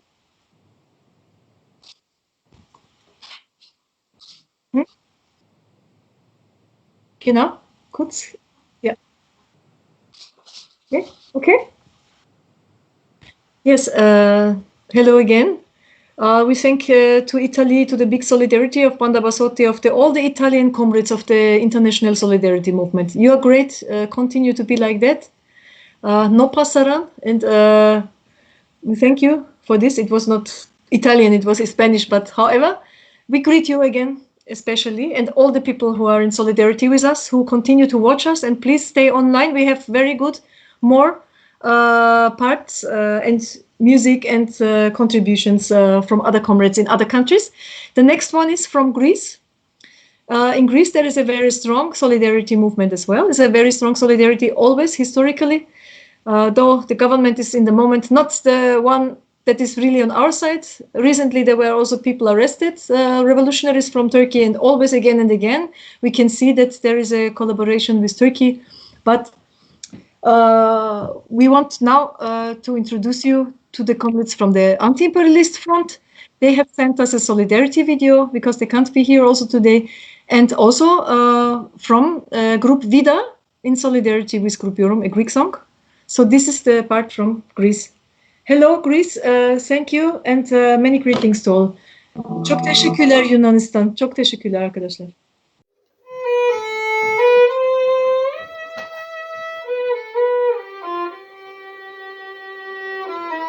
Today, it's taking place International Solidarity Concert in Internet for Grup Yorum MustafaKocak and the Death Faster comrades in Turkey. Here in Athens, we support the Solidarity Conference because we believe that international struggle is the main issue to win in this situation, because it's very hard, the situation in Turkey, also in prison and also outside. Here from Athens, we send our solidarity greetings and we shout that MustafaKocak and IbrahimGokcek must live.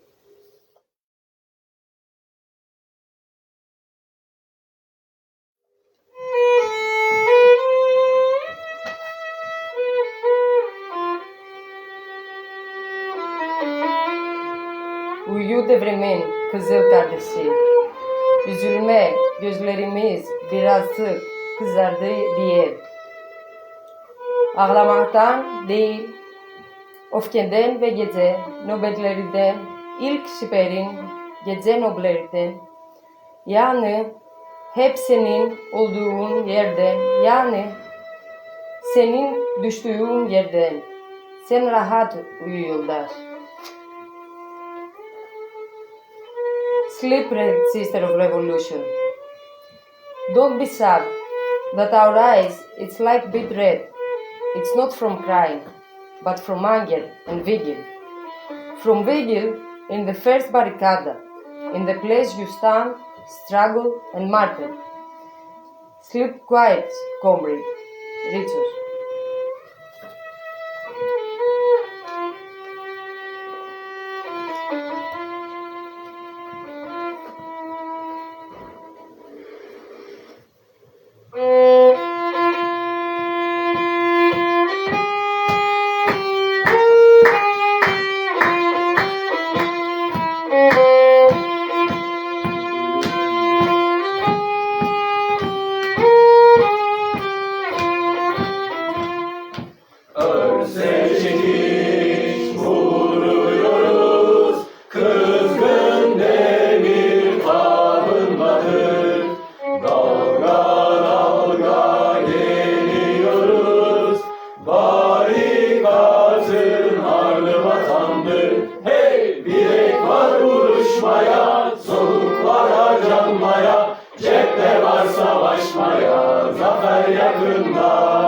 Canlar verilecek, kardeş var ayakta, halkımıza can feda, zafer yakında.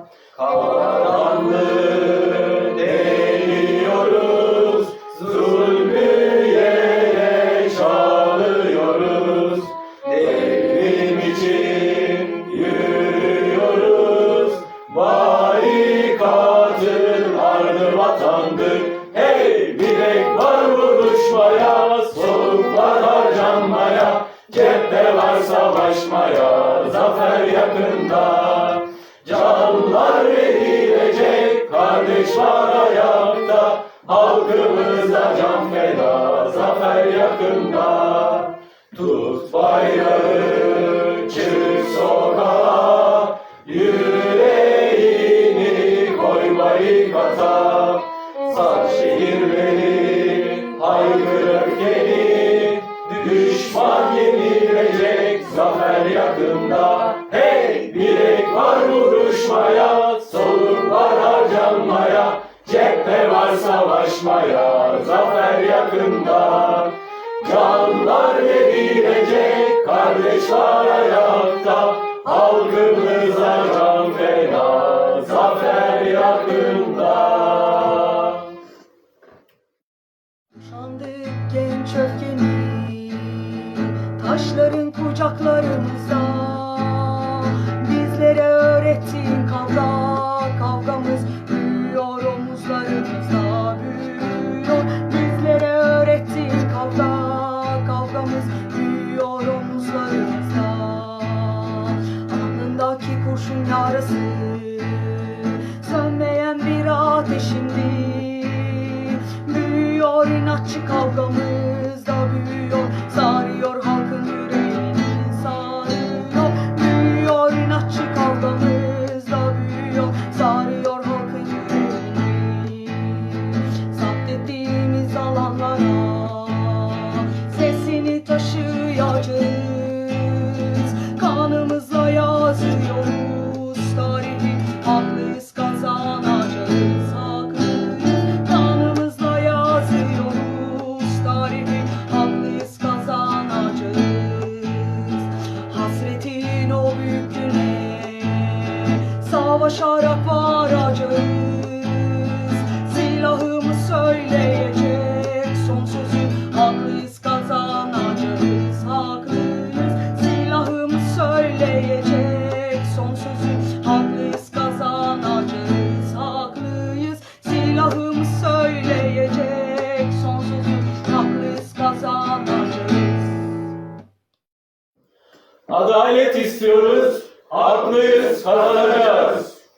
Να γίνουν άμεσα δεκτά τα αιτήματα των απεργών πείνας μέχρι θανάτου. Freedom to Grup Yorum, MustafaKocak and and people lawyers. Helin Bölek ölümsüzdür. Helin Bölek αθάνατη. Helin Bölek is immortal.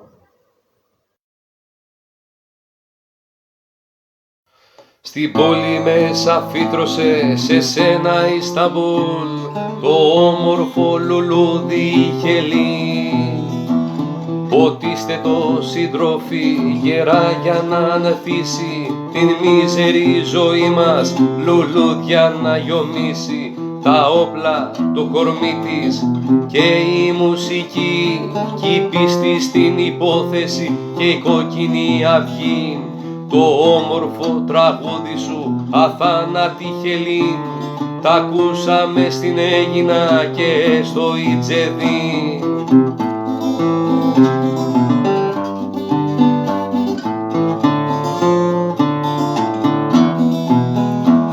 Αγάπη για τον άνθρωπο, αγάπη για ζωή που δεν θα την επρόδιδε την ίστα τη στιγμή. Γερά πιάστε αδέρφια τις κόκκινες σημαίες, απόψε αναστήθηκε η όμορφη Χελίν.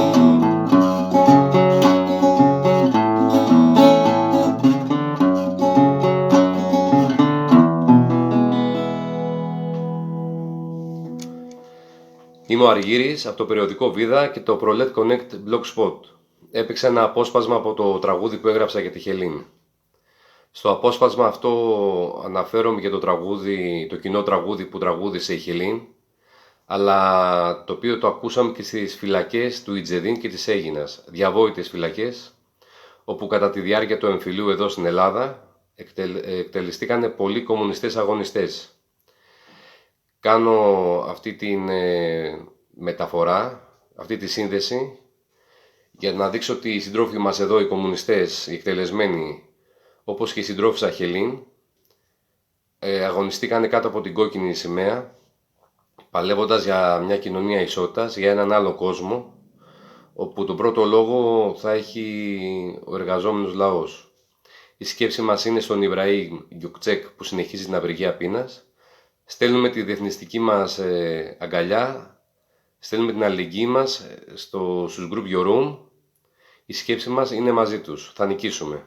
Καλή συνέχεια και καλή δύναμη.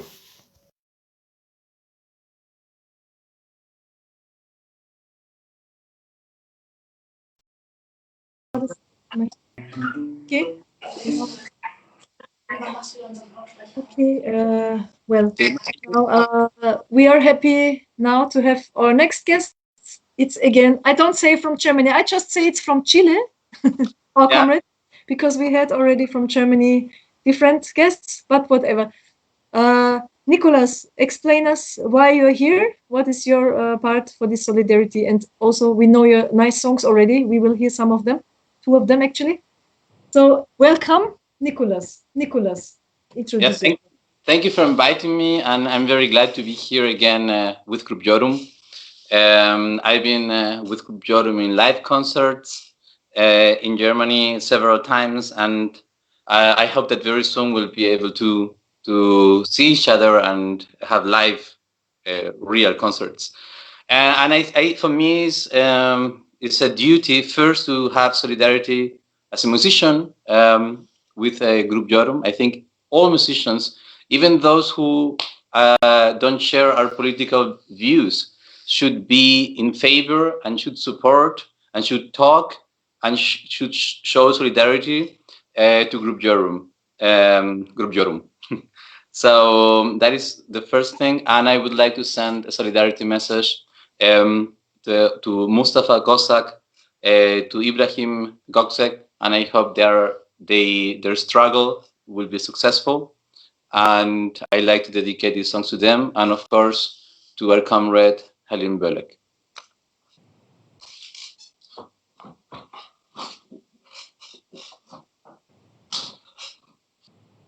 It's a song about human rights struggle.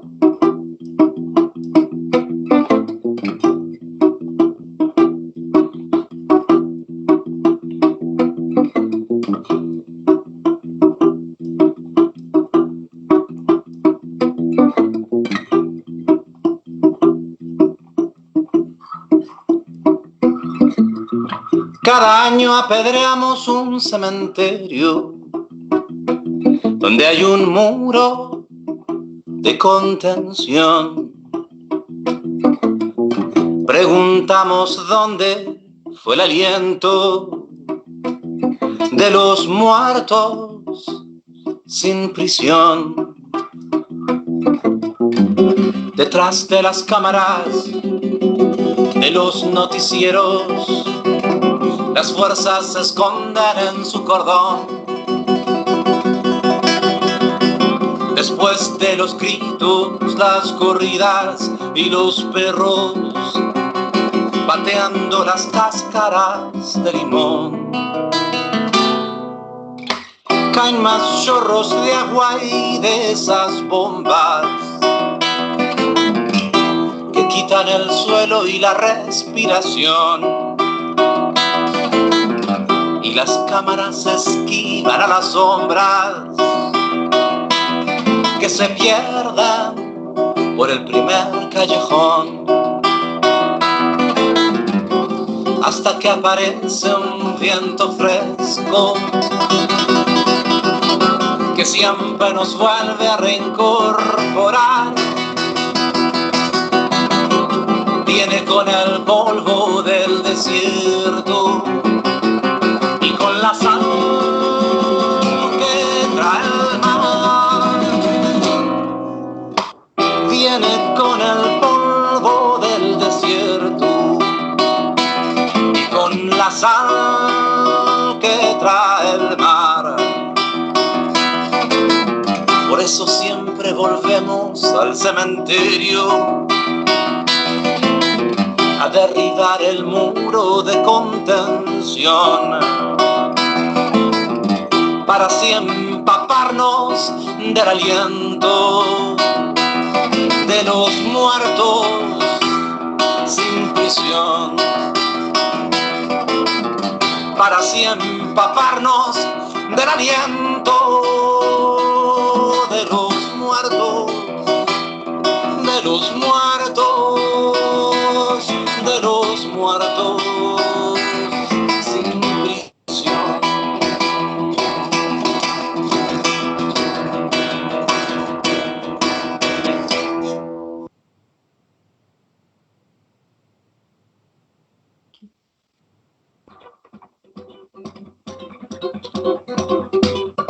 I want to dedicate this song to everybody who is fighting imperialism all over the world.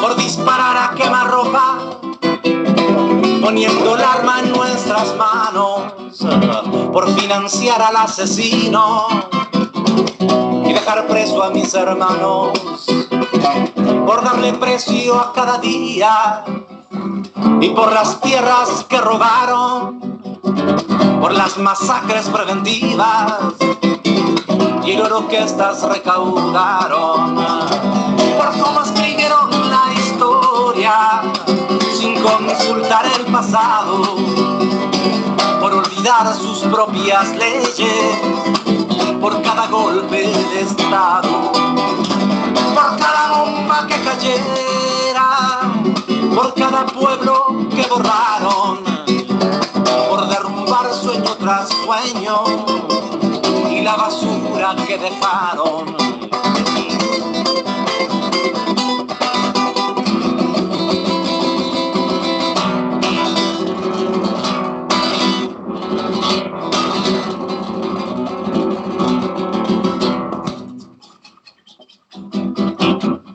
Que no me vengan con su amor, que no me hablen de su libertad, que no demuestren tanta comprensión, que nos vengan a ayudar y ni mencionen una intervención ni la defensa de la democracia.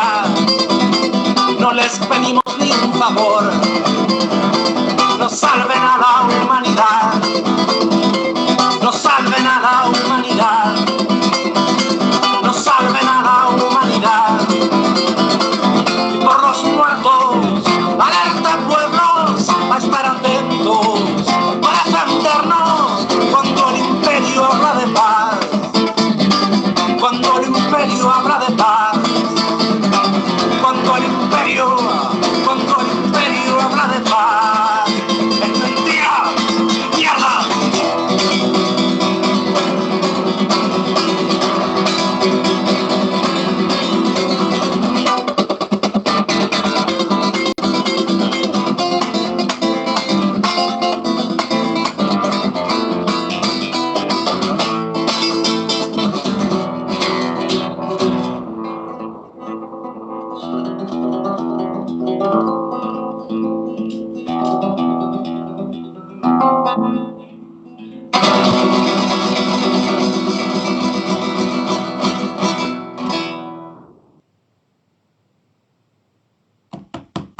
Bravo. Thank you. Thank Free Nicholas. Grup Yorum, free all political prisoners, and hoch die internationale Solidarität. Que viva la solidaridad internacional. Ciao. Goodbye, Nicholas.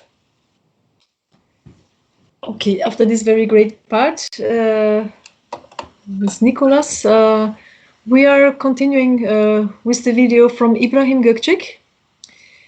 This was an interview in the CNN Turkey with him, very shortly speaking about Grup Yorum's culture and concerts. You can hear a little bit of, well, with his own voice, with subtitles. Okay, we can come to the video and following by another song of Grup Yorum live. Koymadık ama koymamamızın sebebi ulaşamayacağımız için değil, gerek görmüyoruz. Çünkü her geçen sene bu sayı artıyor ve artacağına inanıyoruz. O yüzden şu kadar insan gelecek demek yerine geçen sene 550 bindi. Bugün pazar günü bunun çok daha fazlasını olacağına inanıyoruz. Bana sizin gruptan konuştuğum arkadaşlarınız 1 milyonu buluruz Şirin Hanım. Çok iddialıyız dediler. Hedefimiz zaten milyonlar. O konuda netiz. Söylemiştik zaten. Ona da emin adımlarla ilerliyoruz. Ama dediğimiz gibi böyle net bir ifadede bulunmak yerine biz bu sayının artık sayı tartışmasını bir yana bırakıp oradaki niteliği, oradaki asıl insanların heyecanını, hedeflerini, asıl duygularını yansıtmak istiyoruz. Bağımsız Türkiye konseri. Ne diyorsunuz? Nedir mesajınız? Ne diyoruz? Bu ülke bağımlı bir ülke diyoruz. Bu ülke emperyalizme bağımlı, Amerika'ya bağımlı, Avrupa Birliği'ne bağımlı. Biraz önceki konumuzla biz tam karşıtından düşünüyoruz. Bu ülkeyi ekonomisinden siyasetine, günlük yaşamından kültürel değerlerine karşı bir bağımlı hale getirdiler bizi. Diyoruz ki ekonomini, yönetimini, kültürünü, değerlerini sen kendin yürütemiyorsan, senin neyi ekeceğine, neyi biçeceğine, nasıl yaşayacağına başkaları karar veriyorsa bu ülkede bağımsızlıktan bahsedilemez. Bu yüzden bu onlarda siyasette, yaşam biçiminde, kendini ifade etmede bu halk kendisi karar vermeli her şeye. Bugün halkımız kendisi karar veremiyor. Bağımlı hale getirilmiş, yoksullukla bağımlı hale getirilmiş, yozlaşmayla bağımlı hale getirilmiş. Türkiye'de her geçen gün yozlaşma artıyor. Uyuşturucu kullanımı, fuhuş hızla artıyor. Her doğan çocuk $2000 borçla doğuyor bu ülkede. Dağların satılıyor, suların satılıyor, ormanların satılıyor. Konya Ovası çöl oldu. Kendi kendini idare edebilen 7 ülkeden birisi iken Türkiye, şimdi etini Arjantin'den, buğdayını Brezilya'dan alan, çayını üretemeyen, fındığını üretemeyen, tütününü üretemeyen, açlıktan, yoksulluktan kırılan bir insanlar ülkesine döndü Türkiye. Bunun tek sorumlusu, tek kaynağı emperyalizmdir ve bu yüzden biz bağımsız Türkiye diyoruz.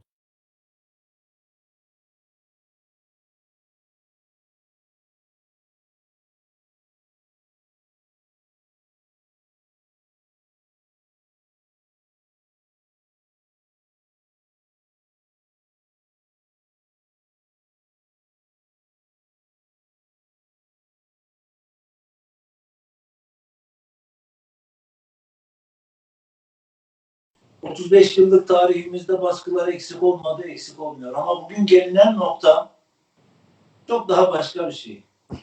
Bugünkü direnişiyle yoldaşlarımız başka bir tarih daha ekliyorlar bu tarihe. Bu onurlu tarihe. Bu onurlu tarih öyle bir hale geldi ki artık sanatçılık, yoksul halkın yanında, safında sanatçı olmak, yoksul halkın çektiği bütün acıların yüklenmek anlamına da geliyor. Yani onlar adına sanat yaparken lüks yerlerde rahat yaşam içerisinde olamamak anlamına da geliyor. Ve onların davasını savunmak anlamına da geliyor. Varlığını korumak, dürüst olmak, o davanın insanı olmak, onların ödediği bedeller kadar ağır bedelleri de belki ödemeyi gerektiriyor. Bunları bugün yaşıyoruz. Ve bugün bunları üstlenmekten grup yorum olarak hiç imtina etmedik. Grup yorum olarak bunları üstlenmeyi seve seve bir görev olarak kabul ettik. Çünkü halktan biz bunu öğrendik. Halktan biz direnmeyi ve mücadele etmeyi. Ve yine avukatlarımız herhangi bir avukat gibi bugün daha rahat ortamlarda sadece düşünsel kaygılarla ve düşünsel dertlerle uğraşarak, yazıp çizerek değil ama bizzat aynı zamanda fiilen mücadeleyi büyüte ve gelinen noktada da bütün politik tutsaklar gibi, devrimciler gibi, birer devrimci olarak aynı zamanda direnmeyi de, işkenceyi de, hapishaneyi de göze alarak direnişi sürdürüyor. Ve yine halkın yoksul evlatlarından birisidir Mustafa Kocak. Onur diyor, onur. Adil yargılanma hakkı. Bana onursuzluk dayatılıyor. Ben bu onursuzluğu kabul etmedim. Bunun karşısında verilecek olan cezayı da asla kabul etmeyeceğim. Adil yargılanmak istiyorum. Faşizmin zalimliğiyle, yalancılığıyla, üç kağıdıyla, bütün rezilliğiyle teşhir ediyoruz. Ve bugün yarattığımız tarih, evet, Helin Bölek dünyayı ayağa kaldırdı bir kez daha. O dünyayı ayağa kalkmış olan dünyaya bütün herkes sesini katıyor. Sesimiz çoğalıyor, sesimiz büyüyor. Öyle bir büyüyor ki sesimiz. Sağırlık numarası yapmaya kalkan faşizmin kulaklarını da çınlatıyor aslında. Ha gayret diyorum. Ha gayret yoldaşlar, ha gayret halkımız.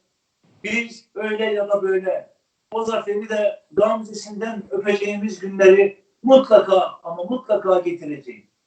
Bu inançla ve bu sevgiyle bu programa emeği geçen bütün arkadaşlarımıza ve katılımcılara selamlarımızı gönderiyoruz. Desteklerinin devamını diliyoruz. Bu mücadele grup yorumun değil, hepimizin mücadelesi. Ve şimdi bize bu kavganın en büyük öğretmenlerinden biri sevgili Ayçi İdil için yaptığımız şarkıyı aynı zamanda bugün İdil gibi mücadeleyi göğüslemiş sevgili Helin'imize ve bugün mücadeleyi sürdüren diğer yoldaşlarımıza ve dayanışma içerisinde olan bütün halklarımıza, bütün sanatçı dostlarımıza armağan olsun diye mitralyözü okuyacağız.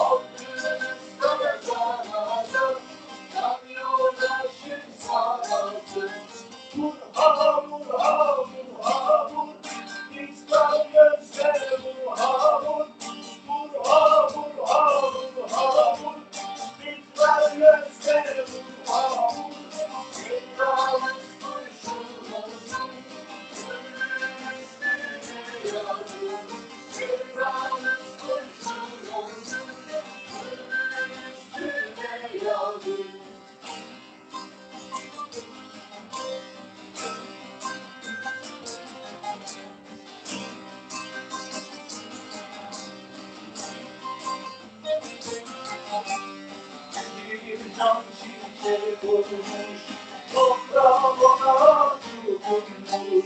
Gülcan çiçek olmuş, toprağı ona tutulmuş. Hasretim adam olmuş, sevdasına tutulmuş. Hasretim adam olmuş, sevdasına tutulmuş. İsrail, İsrail, alay başı İsrail, İsrail, İsrail, alay başı İsrail. Ölümsüz olacak, can yoldaşın sanatı, hakkınızda varacak, can yoldaşın sanatı. Vurha, vurha, vurha, vur, İsrail gözleri vurha, vur, vurha, vurha, vurha, vur, İsrail gözleri vurha, vur.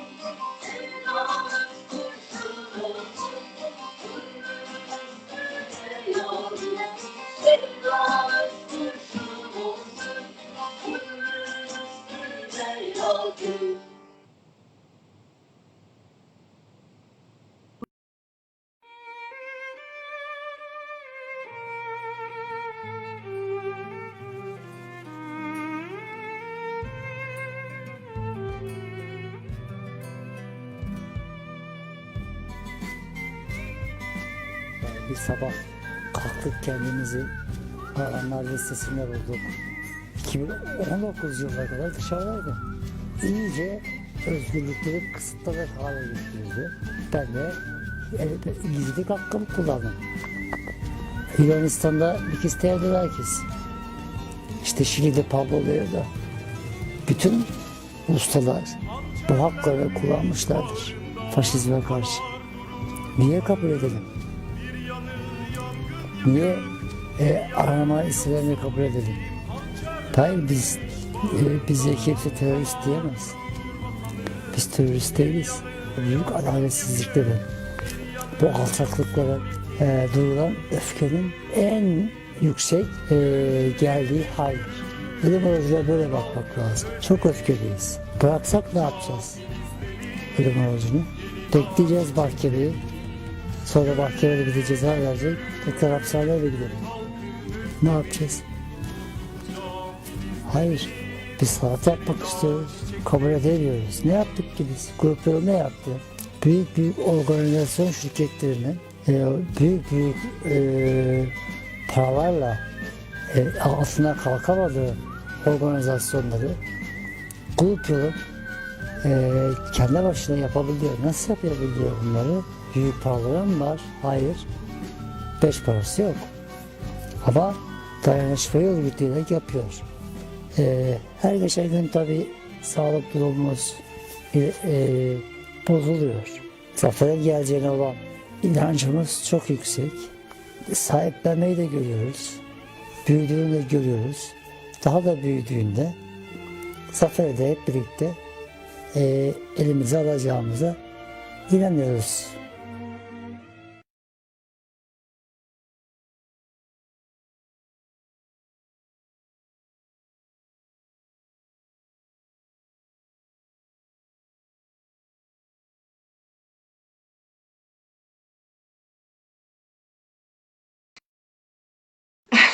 And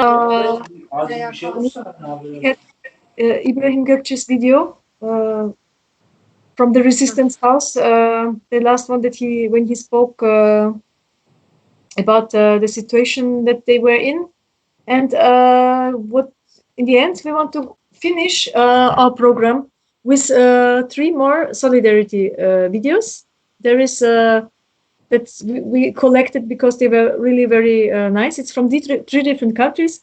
It's from country, from Greece, from Iparastiki, one musician, and it's also from Bulgarian comrades from the 23 September movement, which sang a song from sang a song from Grup Yorum. Well, before we come to the very last solidarity message video, we want to play these 3 solidarity. Please, we can watch it. Yes. Sıkıntılar altındasın. Kanman Eguzkiak urtzen du goian, gailurretako elurra, uharkada jausten diranean, geldi gaitza den hondarra.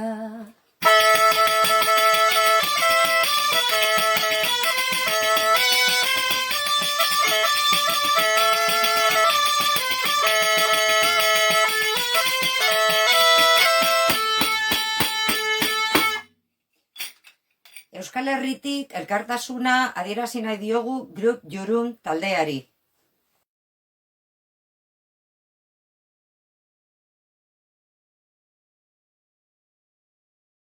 sıkıntılar altındasın. Kanmak karılır yasın. Namerde kul olmayasın. Zulmü senin içindir. Sen demire, sen kömüre, boşa geçen ömüre, ellerinle can verensin, emek senin içindir. Τιμή στην αλήγιστη Helin Bölek. Δύναμη στον απεργό πείνας IbrahimGokcek. Οι υπεραστικοί στέλνουμε μήνυμα αλληλεγγύης στους αγωνιστές του Grup Yorum. Τα τραγούδια δεν σταματούν. Ο αγώνας συνεχίζεται.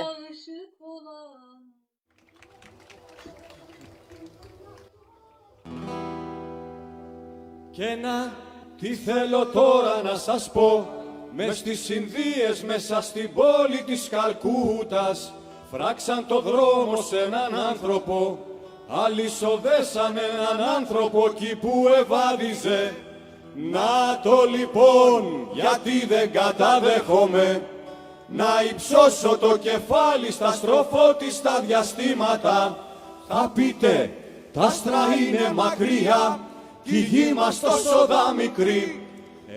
Το λοιπόν, ό,τι και να είναι τα άστρα, εγώ τη γλώσσα μου τους βγάζω. Για μένα το λοιπόν το πιο εκπληκτικό, πιο επιβλητικό, πιο μυστηριακό και πιο μεγάλο, είναι ένας άνθρωπος που τον ποδίζουν να βαδίζει. Είναι ένας άνθρωπος που τον αλυσοδένουνε. Είναι ένας άνθρωπος που τον ποδίζουν να βαδίζει. Είναι ένας άνθρωπος που τον αλυσοδένουνε. Είναι ένας άνθρωπος που τον ποδίζουν να βαδίζει. Είναι ένας άνθρωπος που τον αλυσοδένουνε. Είναι ένας άνθρωπος που τον ποδίζουν να βαδίζει. Είναι ένας άνθρωπος που τον αλυσοδένουνε.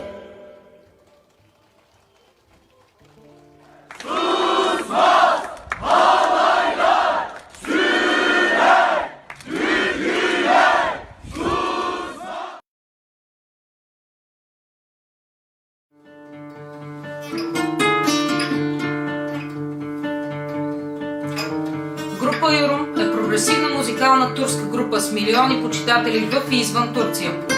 През годините членовете на групата нееднократно са били нападани от турските власти, бити и арестувани. По-настоящем те се намират в затвора, без съд и присъда. Тяхното престъпление е музиката им. Музика с послания против експлоатацията, потисничеството, против фашизма. Турската власт реши, че може да запуши гласа на истината с репресии, но никакъв затвор не може да задържи идеите. Свобода за Груп Yorum, не на фашизма.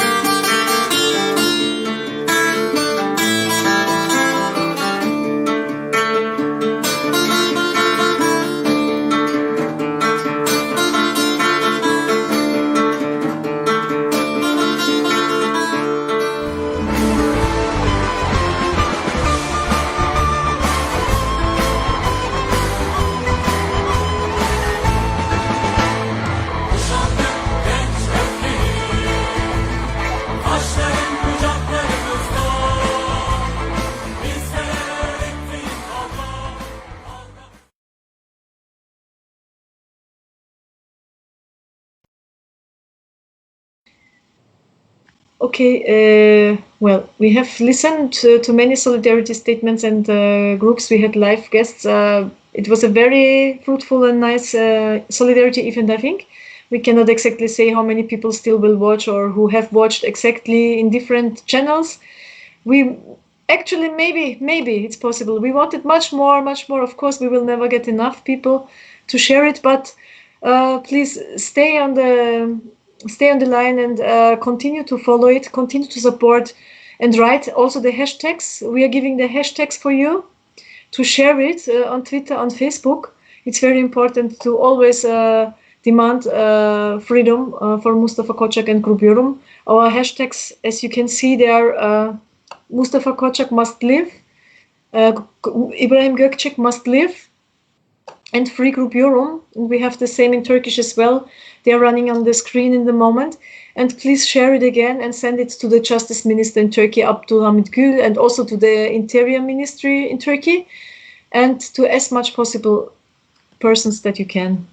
So we want to thank you a lot for sharing. All the guests that were here today, they mostly were gone because they just finished the program, but we have one more solidarity video with some friends in the world who have shared the solidarity. We want to show that in the end.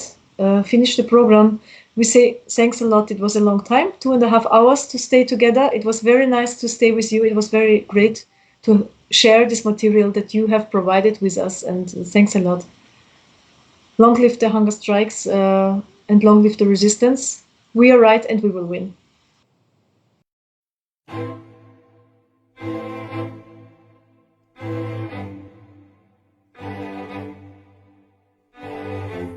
Dapat mabuhay si IbrahimGokcek at si MustafaKocak. IbrahimGokcek и MustafaKocak должны жить. الأصدقاء المناضلين في تركيا MustafaKocak, IbrahimGokcek. IbrahimGokcek e MustafaKocak devono vivere. IbrahimGokcek и MustafaKocak должны жить. IbrahimGokcek yaşasın. MustafaKocak yaşasın. IbrahimGokcek и MustafaKocak должны жить. Gökcek und MustafaKocak müssen leben. IbrahimGokcek и MustafaKocak должны жить. IbrahimGokcek und MustafaKocak müssen leben. Kocak должен жить. MustafaKocak должен жить. IbrahimGokcek и MustafaKocak müssen leben. Прекратите преследовать Мустафа-Кочака.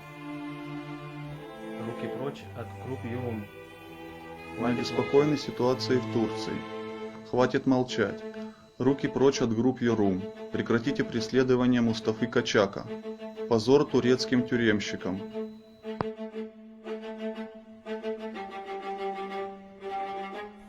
Alisin ang ban sa Grup Yorum. Bigyan si Mustafa ng makatarungang paglilitis. Прекратите запрещать концерты Grup Yorum. Мы требуем, чтобы приговор Мустафе Кочаку был справедливым.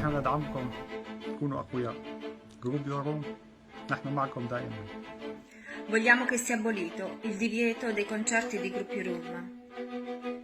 Vogliamo dare la possibilità a MustafaKocak di avere un processo giusto ed equo. Мы требуем отменить запрет на концерты Grup Yorum. Мы требуем проведения открытого, честного и справедливого суда для Мустафы Кочака, чтобы дать ему возможность высказаться и оказать полноценную юридическую поддержку. Мы требуем немедленно прекратить репрессии против Grup Yorum.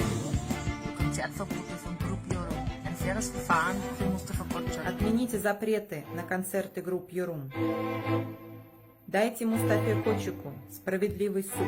Aufhebung der Konzertverbote von Grup Yorum. Ein faires Verfahren für MustafaKocak. Aufhebung der Konzertverbote von Grup Yorum. Ein faires Verfahren für MustafaKocak.